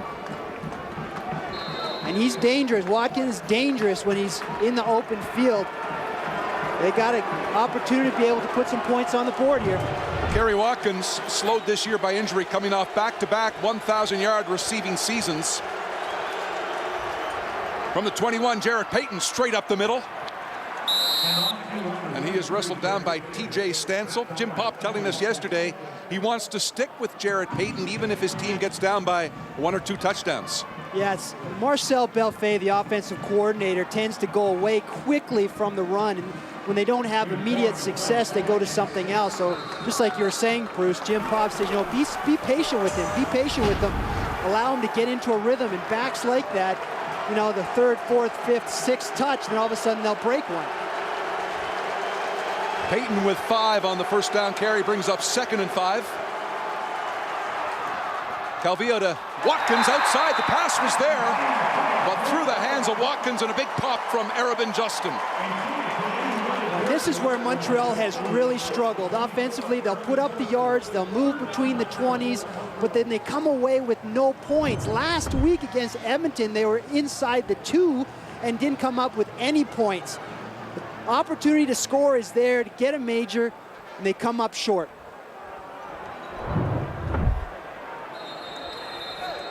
Field goal attempt from the 25. Duval 5 of 6 from between the 20 and 30 this season. This is into the wind, though. Put down by Cahoon and drilled through by Damon Duval. So the Owls come away with at least 3. They now trail 26-7 here in Regina. Oh, I think we know what the position that we're in, and our goal is still to take first place and to get within reach of Winnipeg. We played them the very last game of the season, but we know we're going to have to win. You know something, he'd never admit it, but I feel he's not at 100%. Just one catch today. And just one catch last week as well. He took a shot to the ribs that was bothering him, and then all of a sudden he had a hamstring injury. Now that's bothering him, but he's a warrior. He's going to go out there, but they need him to be healthy down the stretch because he's the go-to guy for Anthony Cavill. He does have a catch today, 85 straight games with a catch. Here's Corey Holmes on a roll after the touchdown. And out to the 43-yard line, brought down by Avon Colburn.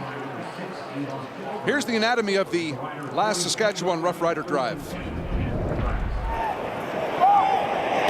Well, again, you know, obviously it's the interference by Arabian Justin that really got them in scoring opportunity, but using all of his weapons tonight, Kerry Joseph, and this is the last score.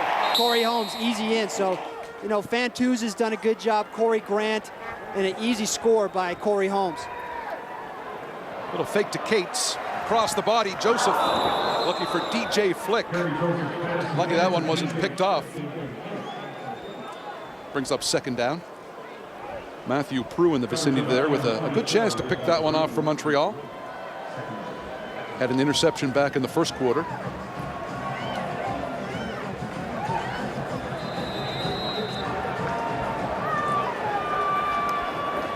Another good solid game for Kerry Joseph. He's been good on the ground and he's been good through the air.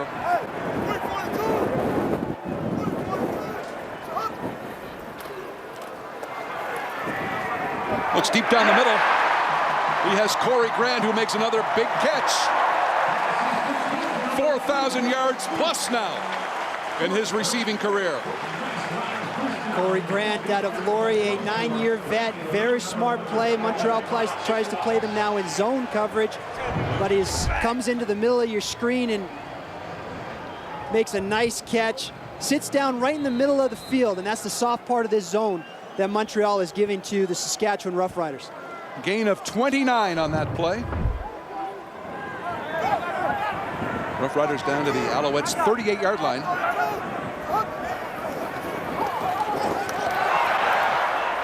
Joseph looking for Wes Cates deep down the field. Case was dumped and Fantuz was perhaps held.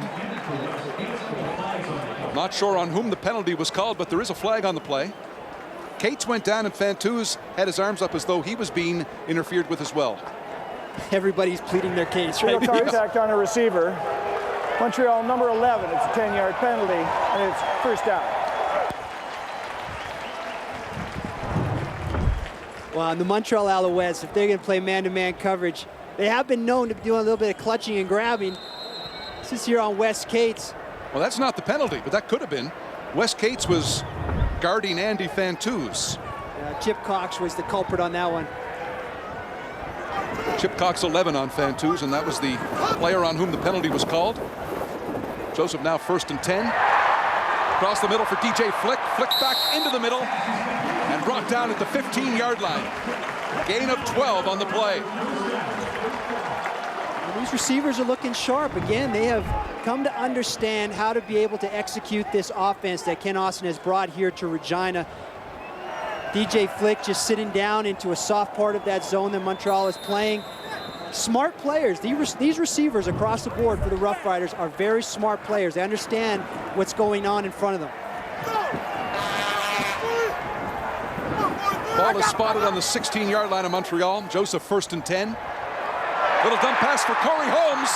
And Holmes untouched again to the end zone.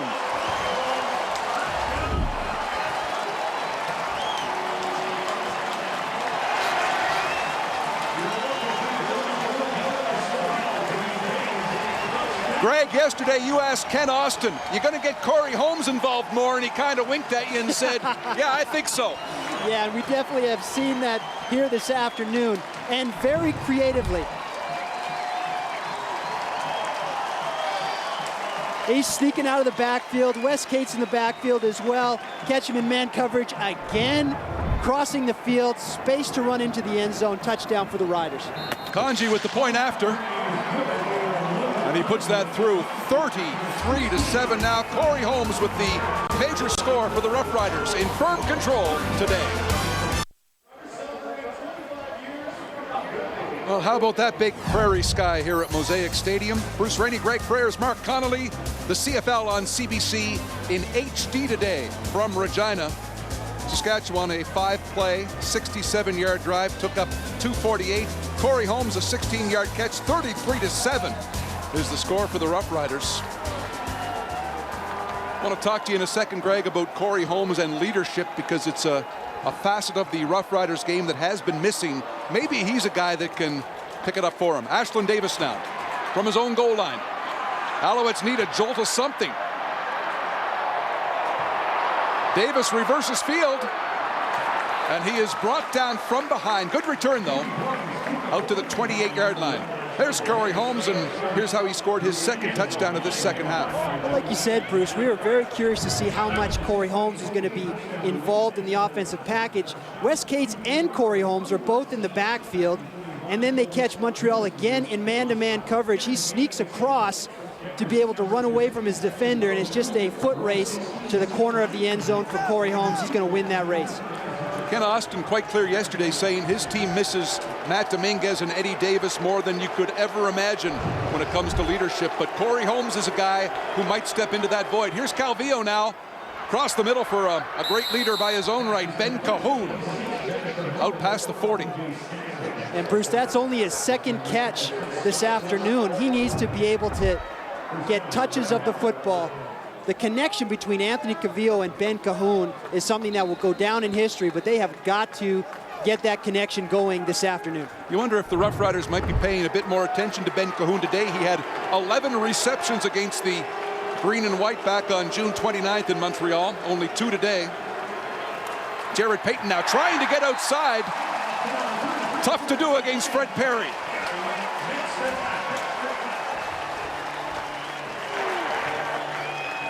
As a defensive end, this guy has 53 tackles on the season. He's everywhere for Saskatchewan.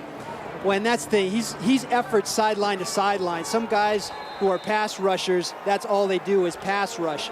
But he continues after his pass rush downfield, and you see him making a ton of plays downfield on receivers. 2nd and 11 for Calvillo and the Alouettes. There's the pass across the middle. You know who, Ben Cahoon. Tries to break away, and he's brought down from behind by TJ Stansel. All of a sudden, Ben Cahoon warming up.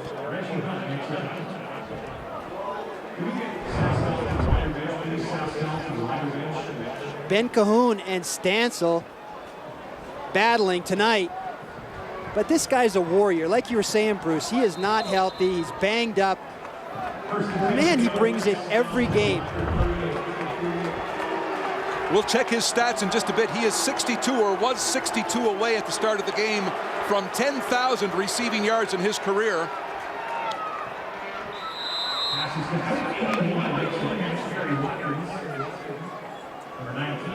And our stats guru, Carl Crichton, confirms that Ben Cahoon 7 yards away from 10,000 for his career. Kerry Watkins back-to-back 1,000-yard seasons. Good reception there. I'm really surprised that Kerry Watkins is even playing in this game because he was having back spasms. He was questionable and a game-time decision, but has had a great day here in Mosaic Field. All right, 2nd and 5 at the 33. Al's trying to claw back. It's going to take a lot. Calvillo goes deep for Watkins. He's there. But a great effort by James Johnson. Second-year graduate of Arkansas State races back to break up that one. When James Johnson has a little swagger to his step, and Ken Austin likes him, really one of those guys who he's expecting to step up and be a leader, but he's got some great catch-up speed. His ability to get his hand up into where Kerry Watkins is trying to catch the ball. It's a great technique by a defensive back. You don't need to look back. Get your hand up right in between those two hands and be able to knock the ball away. Jim Pop's going to go for it. It'd be a tough field goal against the wind, so Anthony Calvillo 3rd and 5 from the 33. Flag on the play. Pass complete to Elijah Thurman. He has enough for the first down, but there is, as we mentioned, a flag on that play, and it's in the Alouette backfield.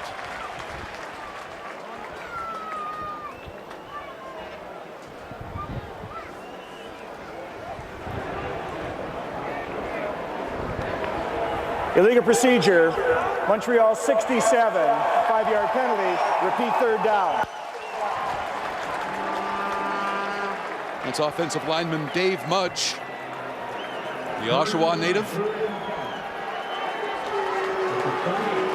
9th CFL season, 3rd with the Alouettes, and brings up 3rd and 10.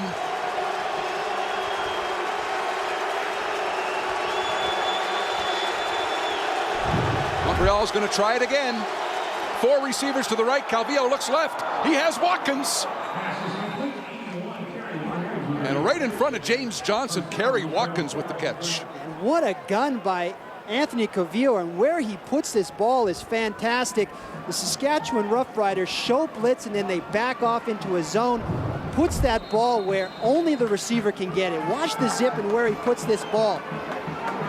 Margin of error is very little right there. Kerry Watkins coming up with a nice grab. I think he's answered all the questions about arm strength today. Calvillo's arm has not been the problem for the Alouettes. He goes deep. Has a man behind coverage. Flag on the play. Rontarius Robinson maybe got his hand in the back of the receiver.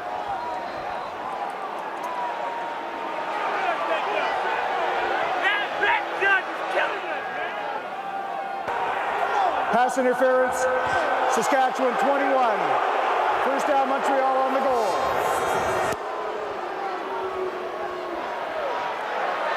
So bad. Ken Austin shaking his head. He's got good position of him. They obviously think his right hand is probably grabbing on his hip. It's tough. I mean, it's a habit as a defensive back just to want to feel where the defensive back is. You have to understand that defensive back needs to look back and locate the ball, as opposed to the receiver has already found and located the ball. So you got to find out, okay, where is the receiver? And oftentimes that's why you're grabbing the hip of the receiver downfield. 1st and goal from the 1. The give is to Jarrett Payton, and he reaches and crosses the plane. Touchdown, Montreal.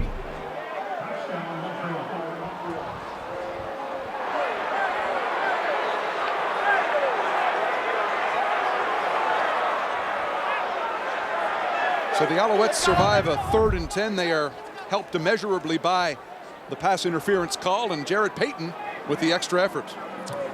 When a couple free Saskatchewan defenders to Jarrett Payton just uses that power that we were talking about earlier to be able to push them back and be able to just break the plane of that end zone.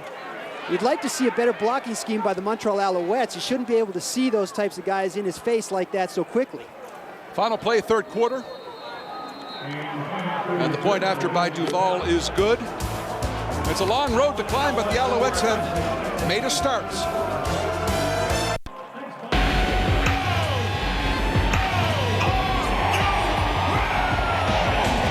Legal procedure.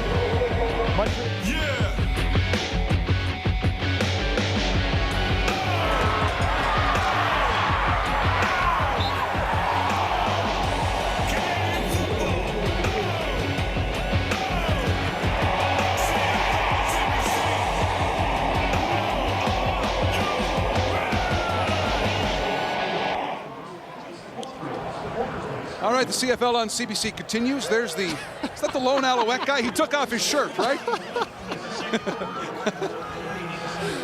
If the Owls complete a comeback, that guy will need a police escort out of here. There's Jarrett Payton. He scored the touchdown. I thought Jarrett Payton was going to be a very big part of this game, but I guess the Saskatchewan Roughrider defense figured as much too, and they've done a good job of really containing him this afternoon.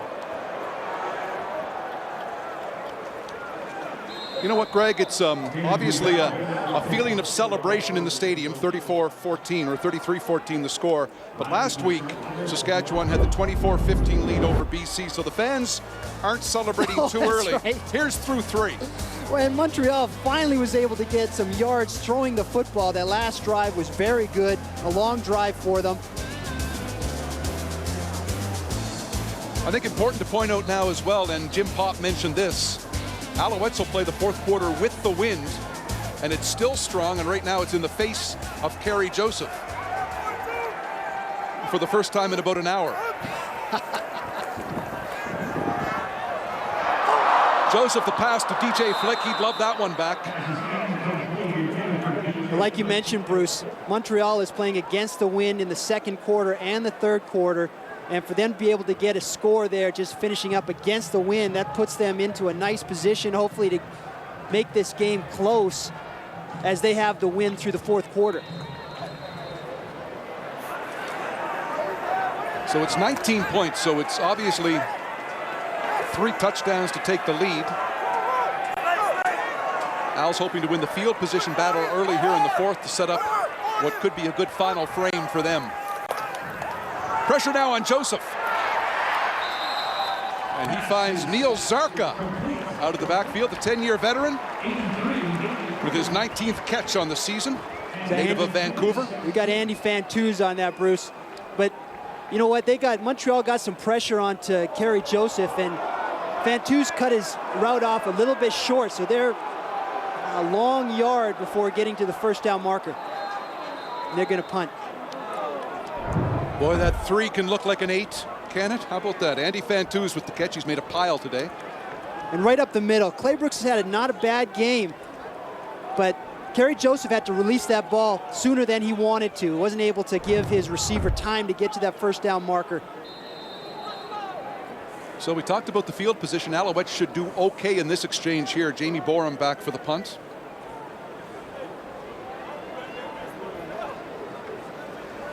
Aided by the wind, his average today is 51.5 per kick. High snap. That one is shorter. It takes an Alouette bounce as well. Continues to bounce. Borum tried to recover. I think he's got it. I think they do. I think he touched the ball, and then Saskatchewan recovered. Heads up play by Jamie Borum, obviously kicking into the wind. He knew it was going to hang up there.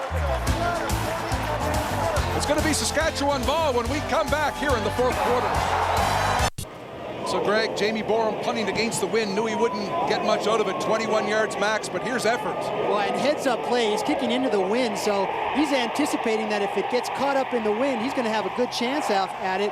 Takes off, but you know what? And here's Anthony Cavillo. It's all about understanding and having awareness on the field of what the situation in, and he's got a young team, and they've got to figure that out. So the momentum temporarily on the side of the Owls, squelched by Jamie Borum.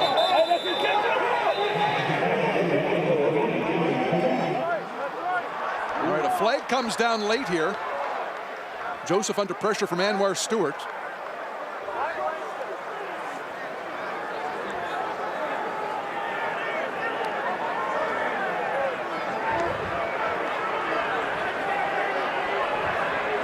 Now, did the Owls feel he was in the grasp and down before the throw?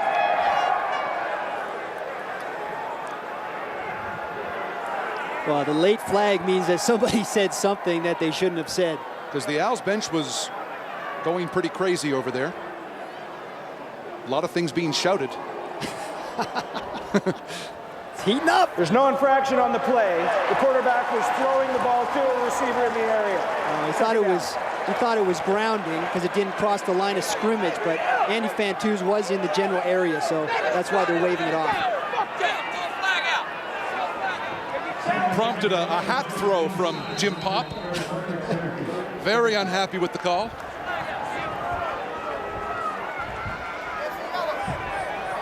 Brings up 2nd and 10 from the Alouette 54.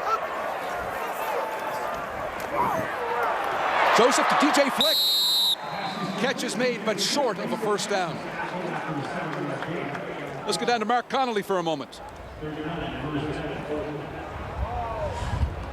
Just talking to Jamie Borman on the sidelines here, the Roughriders, and he was saying that's the second time this season he's done that. Anytime he's got a high wind like that and he knows kicking into it, the ball's not going to go anywhere, he tries to get down there and touch the ball. It's the second time this season that the Riders have got to a ball like that and recovered it for a turnover. Well, I guarantee you he's not going to get to this one. He's about to punt again. Look how strong that wind is. I mean, it is gusty up there. The Owls will be aware of that tendency now, however.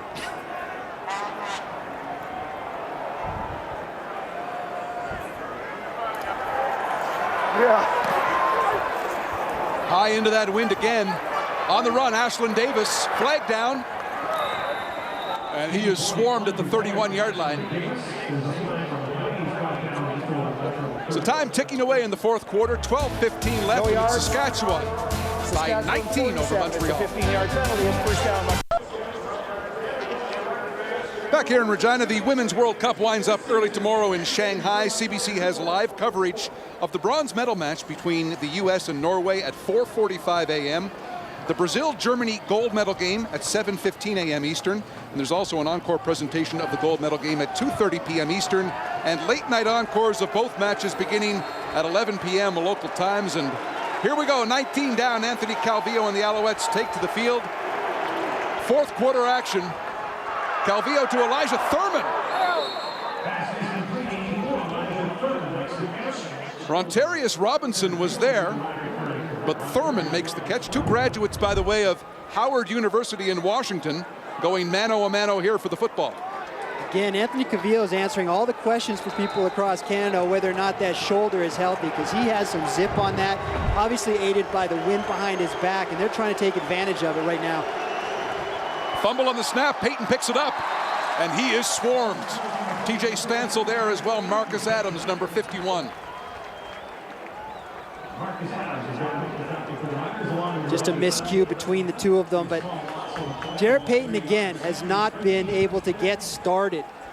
And he's a big back. Once he gets into the line of scrimmage, that's where he's dangerous. But you've seen the Rough Rider defense get into the gaps and get into the backfield and not allow him to get started. And that's been a key of success for them. Loss of 3 on the play. 2nd and 13 from the 48. Calvillo sets, cross middle. Big hit, but the catch is made. And that is Ashland Davis, number 1, hauling it in. Scott Gordon comes up, makes a nice hit, replacing Tristan Clovis at starting safety.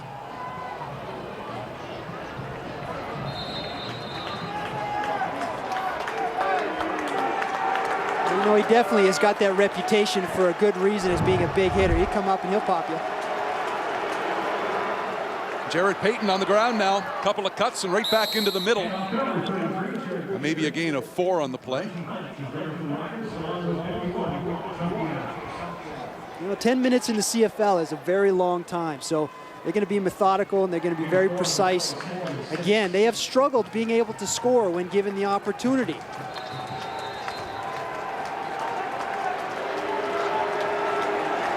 Calvillo facing 2nd and 6 now.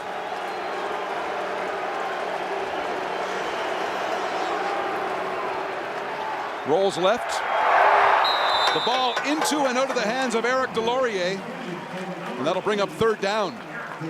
Bruce, that's what's going to kill you. These are the plays that you have got to make to continue on drives. It's a good call. They needed about 6 yards to be able to get a first down. High percentage pass. You got to make that catch. I understand that the defender was right there, but those are the catches that have to be made. And you only have, say, 3 to 5 plays that are going to be the deciding factor in a ball game. Again, that is one of them. You got to make it. Eric Delorier, a first-year player, graduate of Eastern Michigan, by way of Calgary, Alberta, his hometown. Damon Duval will try a 36-yard field goal.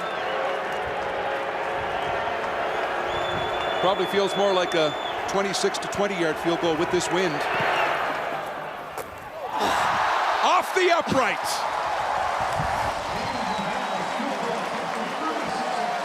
And gets nothing.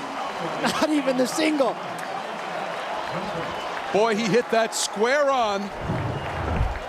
And it dropped to the field. That's tough to do. You ever have the feeling it's not your day? Jim Pop is feeling that today here in Regina.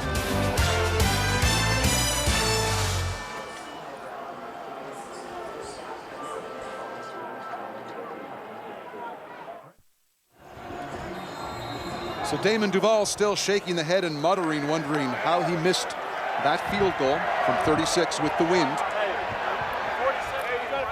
Straight off the upright.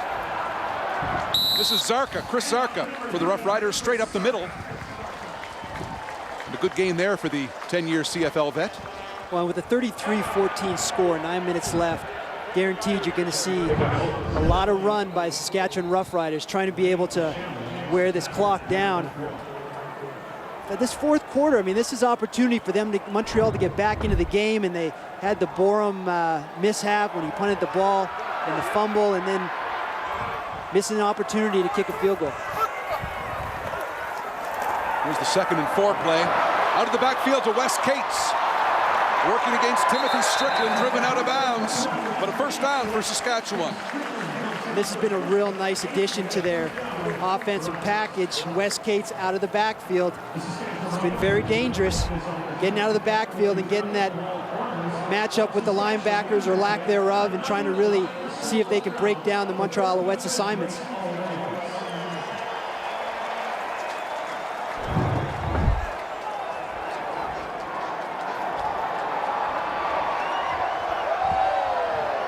Line of scrimmage, the 42-yard line of Saskatchewan. 1st and 10. DJ Flick in motion. And flags everywhere before the snap. Time count violation. Saskatchewan, number 4, it's a 5-yard penalty. Remains first down. When Kerry Joseph, he wants to take that clock down as far as he possibly can, being that they're going into the wind, but took it just a little bit too far. That'll bring up a 1st and 15. Been a good game for Kerry Joseph, and a good, I think, well-executed game plan for the Roughriders today in general. They've mixed it up well. Corey Holmes has been a big part of the offense, as has Corey Grant. Andy Fantuz has been outstanding. 1st and 15 play to Yo Murphy. Working against Chip Cox, and Yo Murphy has some spring in those 36-year-old legs.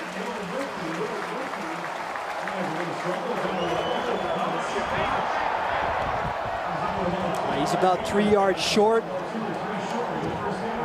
but productive play, obviously, again, against the wind.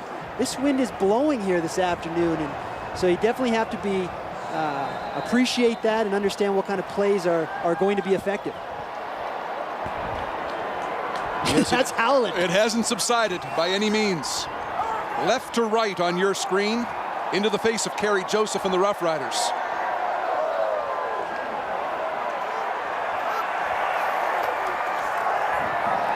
Little fake and swing pass here. Wes Cates against Matthew Prue. Prue gets some jersey and a flag on the play. Did he get some face mask too? You know what, I think that's going to go against the Riders on DJ Flick, but of course, should wait and see what they say.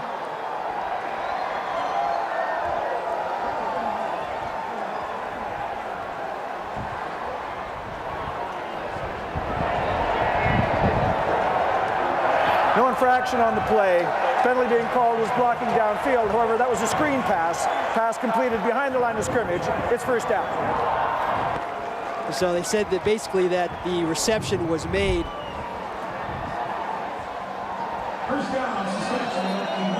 And saying that the play had been made, and so as soon as it's made, he can block downfield. He's slow getting up. Yeah, those slot backs take a chance, don't they, when they step up to make the block on the safety?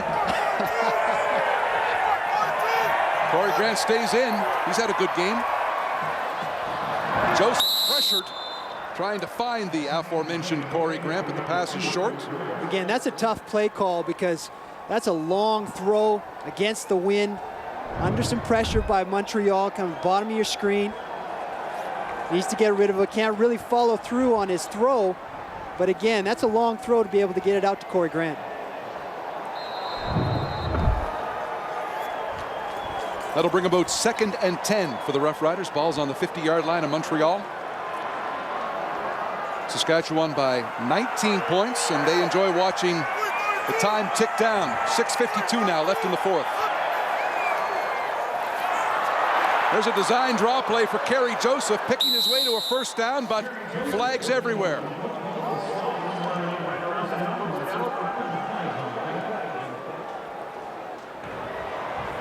Holding. Saskatchewan 54. 10-yard penalty. Repeat. 2nd down. It's the center, Jeremy O'Day, called on the hold. Jeremy O'Day was, before they even made the announcement of the penalty, he was already walking back because, yeah, he got me. Yeah, got him around the hip. Again, Claybrooks is having a pretty good game for the Alouettes, but have not been able to pressure Kerry Joseph like they need to throughout this game. No, we haven't really called Anwar Stewart's name or Dario Romero's name much today. Joseph looking deep, waits too long, and he is brought down by Devin Claybrooks. Lucky he didn't fumble. Well, it looks like Bauman was able to continue on with the play. I mean, the secondary did a good job. That was a play that took a long time to develop. And ideally, he's going to set his feet and want to release the ball right there. Bauman gets around the corner and just continues on and finish this play. Ball comes loose, but Kerry Joseph's able to fall right back onto it. So Jamie Borum into the wind. Al should get good field position. Should. Operative word. Yes. There are no givens on this day.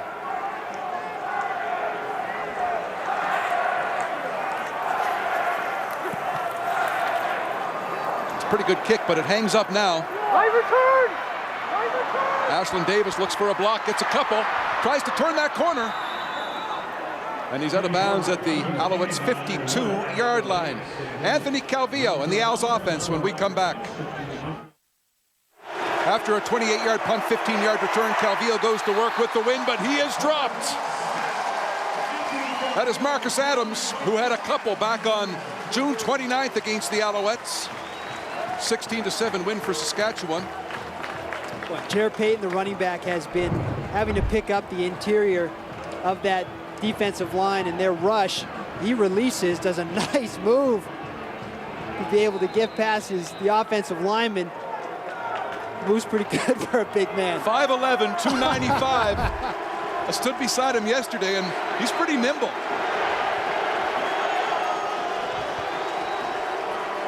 Second and 16, Calvillo, a lot of time. Has to make a play and does. James Johnson there with the tackle on Danny Desrevaux. About 3 or 4 short of the first down. The Alouettes, of course, have to go. Well, Desrevaux needed to be able to come back to the ball, so he had gotten the first down yardage, but because of the situation, trying to keep separation from James Johnson, he's got to keep coming back. That's why they're short. They're going to go. 3rd and 2. Jared Payton with the ball. And he is pushed out very close to that first down marker. I don't think he got it. He stepped out of bounds just prior to the first down marker.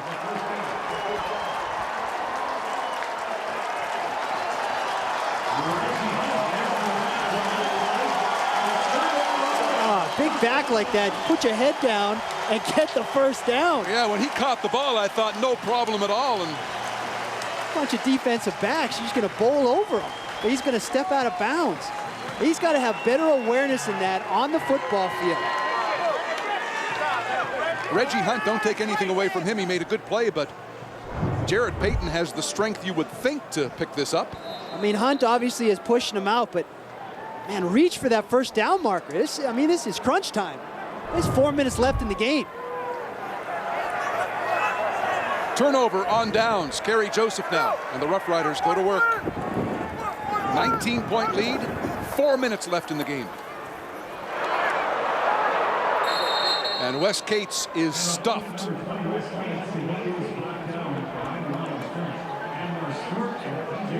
Again, Saskatchewan just needs to start grinding this clock down.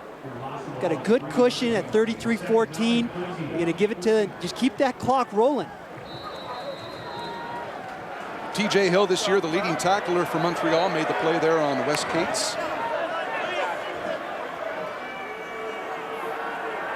TJ Hill, another Alouette defender who has been quiet today.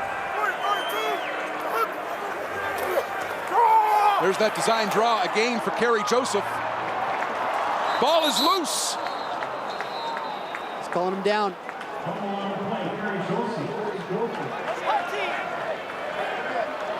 And it looks as though the referee had whistled the ball dead when Joseph went down. Well, he sees Montreal's in zone coverage, so he's got some easy yards to be able to get. He's down, and it's a good call by the official.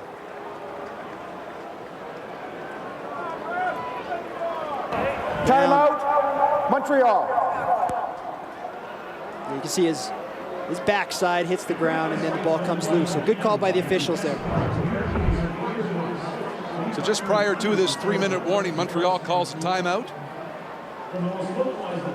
Definitely not the fourth quarter that Jim Popp was hoping for. Not at all. The Alouettes have had their chances, but they've been very sloppy in this fourth, and a lot of what Jim Popp would term mental errors have made it a slow trek back to some sort of respectability here today.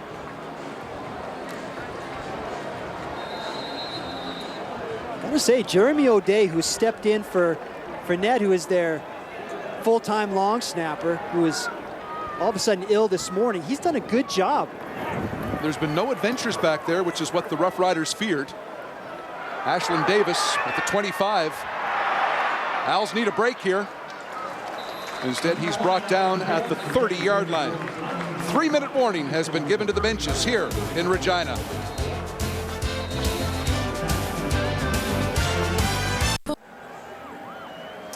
(33-14), Saskatchewan leading Montreal. And there's our mic'd up player. Brought to you by Rogers, Canada's most reliable wireless network.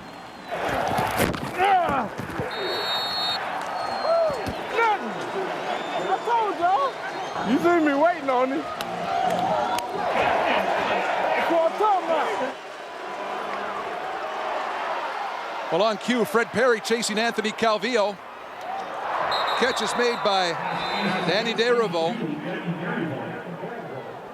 Fred Perry yesterday was excited about being the mic'd up guy. He said, I don't know what I'm going to give you, but edit me, he said, edit me. He thought it was going to be a bunch of bleeps. He thought so. But you know what? This Saskatchewan defense is back to the Saskatchewan defense earlier on in the year, because they were not performing very well over at least the last month. Calvillo quickly to Elijah Thurman, and he is surrounded. Roughriders rally to the football there near the center stripe. You know, Fred Perry's a guy who last year, with certainly all respect to Brent Johnson, a lot of people thought Fred Perry could have been or should have been Defensive Player of the Year. He'll get consideration again this year. He's a pretty impressive guy along that Saskatchewan front four. Absolutely, he's always active, and for sure a great candidate in the West last year, but Brent Johnson's had a fantastic year. Flags down. Looked like the Alouettes might have moved early on that play. A reminder, you have a chance to vote for our GMC Warrior of the Game. It's very easy to do. Log on to cbcsports.ca/CFL and cast your vote for the player you think who was shown the most heart today, the most characteristics of a Warrior. Some pretty good candidates today. Kerry Joseph will get some votes. I'm sure Andy Fantuz will get some. Wes Cates, Fred Perry. Calvillo looking deep. He has Elijah Thurman open. Brought down by Rontarius Robinson, but a great throw and a super stride and catch by Elijah Thurman.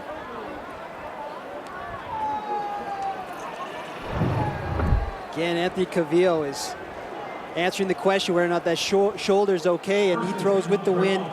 Nice placement, catches Elijah Thurman right in stride. The Saskatchewan secondary, I think if that's an area that needs to improve for this team to continue on going into October. Calvillo again looking, pressure, and he is flushed. Back of the end zone. And that's a touchdown. Kerry Watkins in a battle with James Johnson, and Watkins wins it.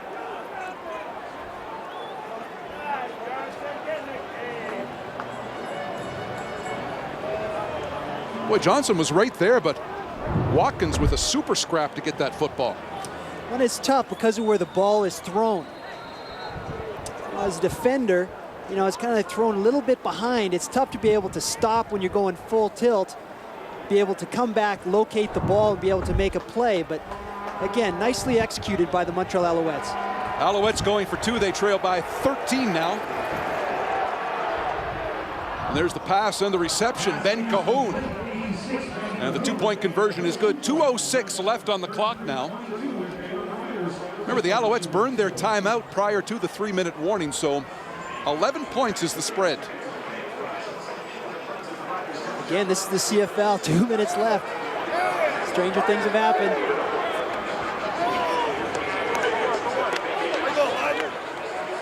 Anthony Calvillo, questions about the arm today and the strength of the shoulder, they've been answered. He's been good on the move and good in the pocket. Well, as you can see, his first read to the right was covered.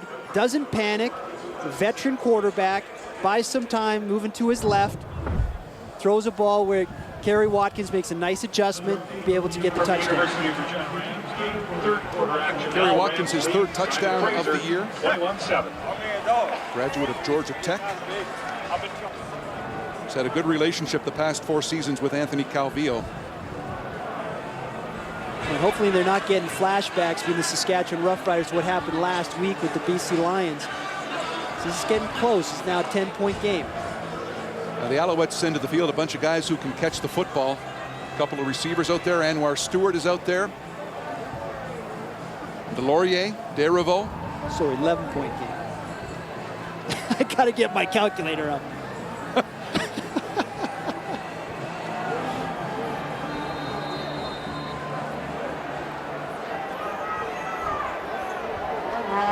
Here we go. It's got to go 10.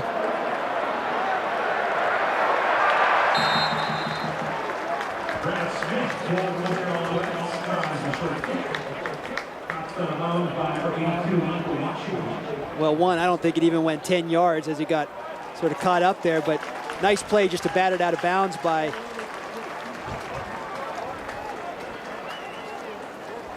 Mike Washington. Hockey night in Canada. We saw the game today. It returns Thursday night, 7 o'clock Eastern time. The Maple Leafs travel to Ottawa to meet the Sens in their season opener, 7 p.m. Eastern. That's followed by the Flyers and Flames.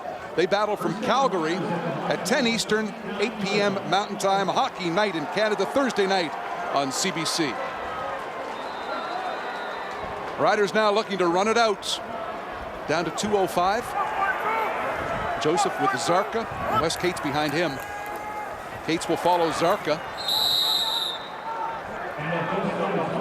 He's brought down by Romero and Timothy Strickland on the play as well.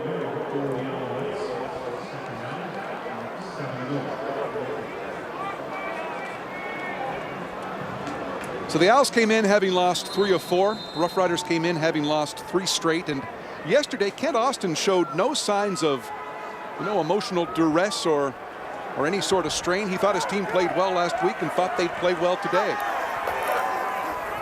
This is Zarka straight up the middle. Yeah, there were just a couple plays. Obviously, the punt return by Ian Smart, that was 88 yards, and then the punt block by Baron Miles for the BC Lions. Just kind of coming up with the plays, overthrowing Andy Fantuz on a nice corner route by him late in the game by Kerry Joseph.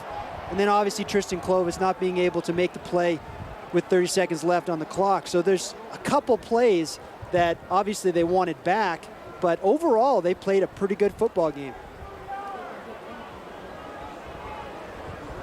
And they've been good again today. A couple of miscues in the first quarter, but apart from that, Kerry Joseph has been solid. The offense has been good. The defense has been good enough today.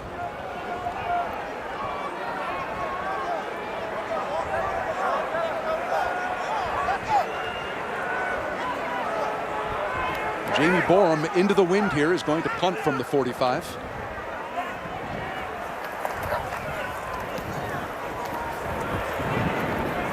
Ashlyn Davis from his 4.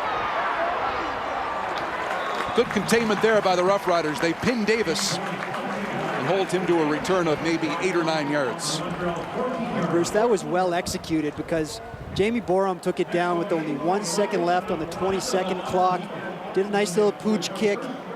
Now they've pinned them. They've got a long field to be able to try to get some points here.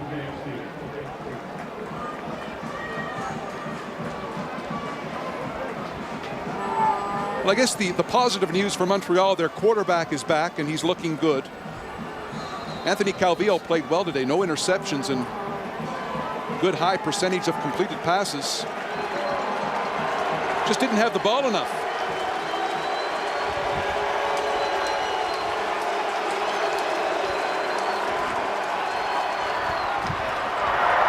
Calvillo throwing deep.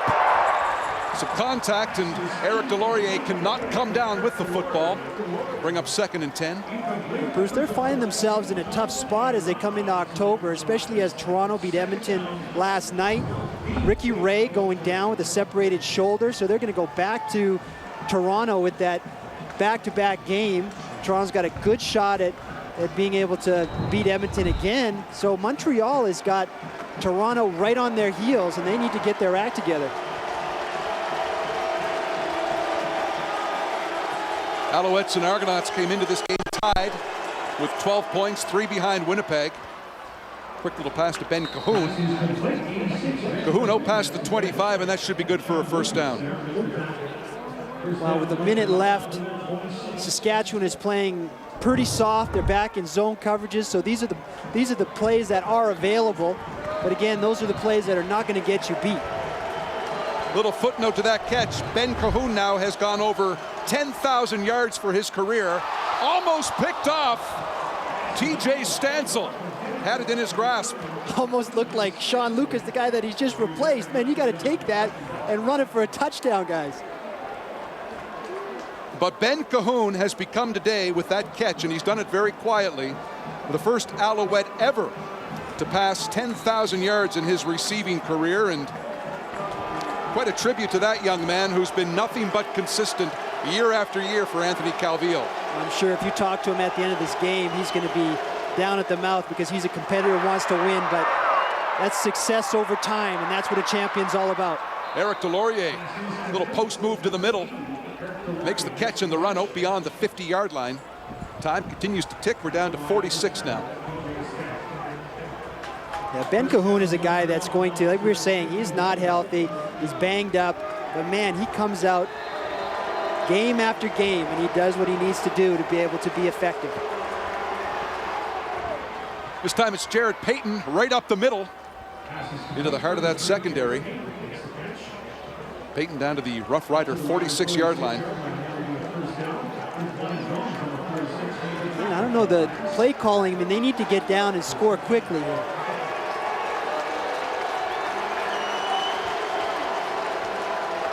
Calvillo looking to the sideline, and that's beyond the reach of Eric Delorier.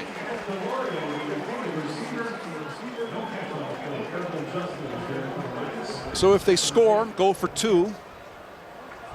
Well, get it to 30. It's a 2-score game. It is. Man, it's 28 seconds left. You got to take a shot at the end zone quickly. Score, go for 2, and hopefully recover an onside kick and perhaps kick a long field goal. Sounds impossible, but not in this league. Not at all. But they're running out of time.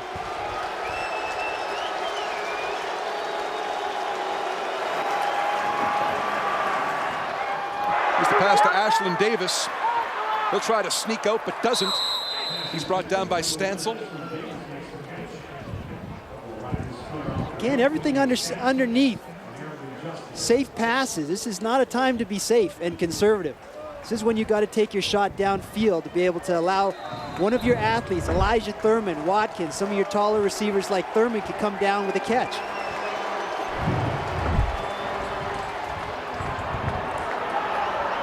That's Calvillo looking deep for Delorier. Had him in the corner. Well, that is broken up. And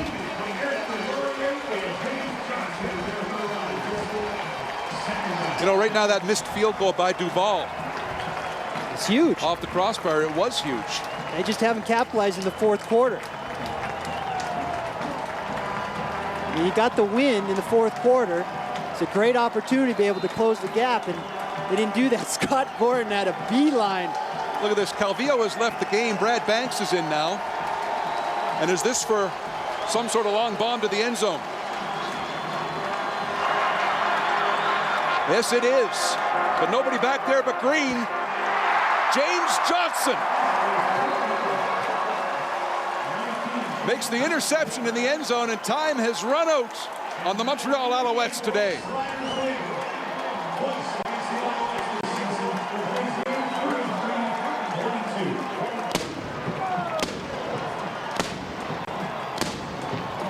(33-22) is the final. Good solid game from the Roughriders from start to finish. They had a couple of miscues in that first quarter. However, come the second quarter, the Roughriders really picked it up when they got that wind at their back, didn't they?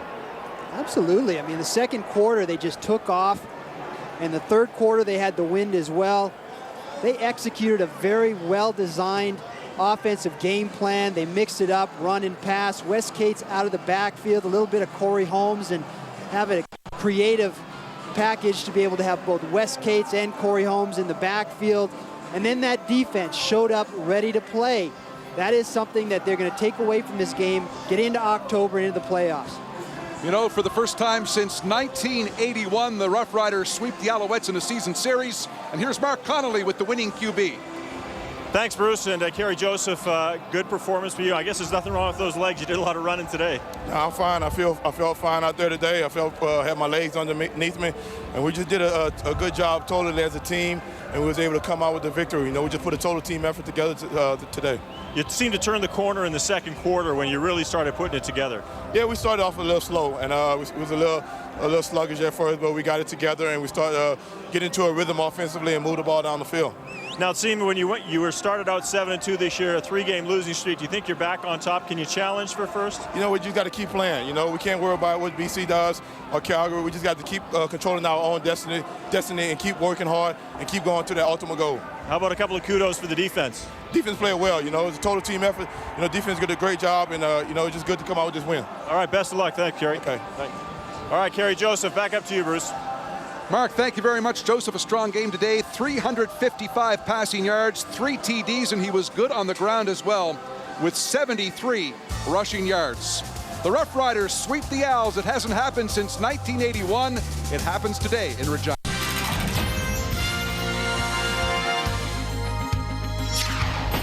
The CFL on CBC is brought to you by Rogers. Save time with easy wireless email. Set up and running in minutes.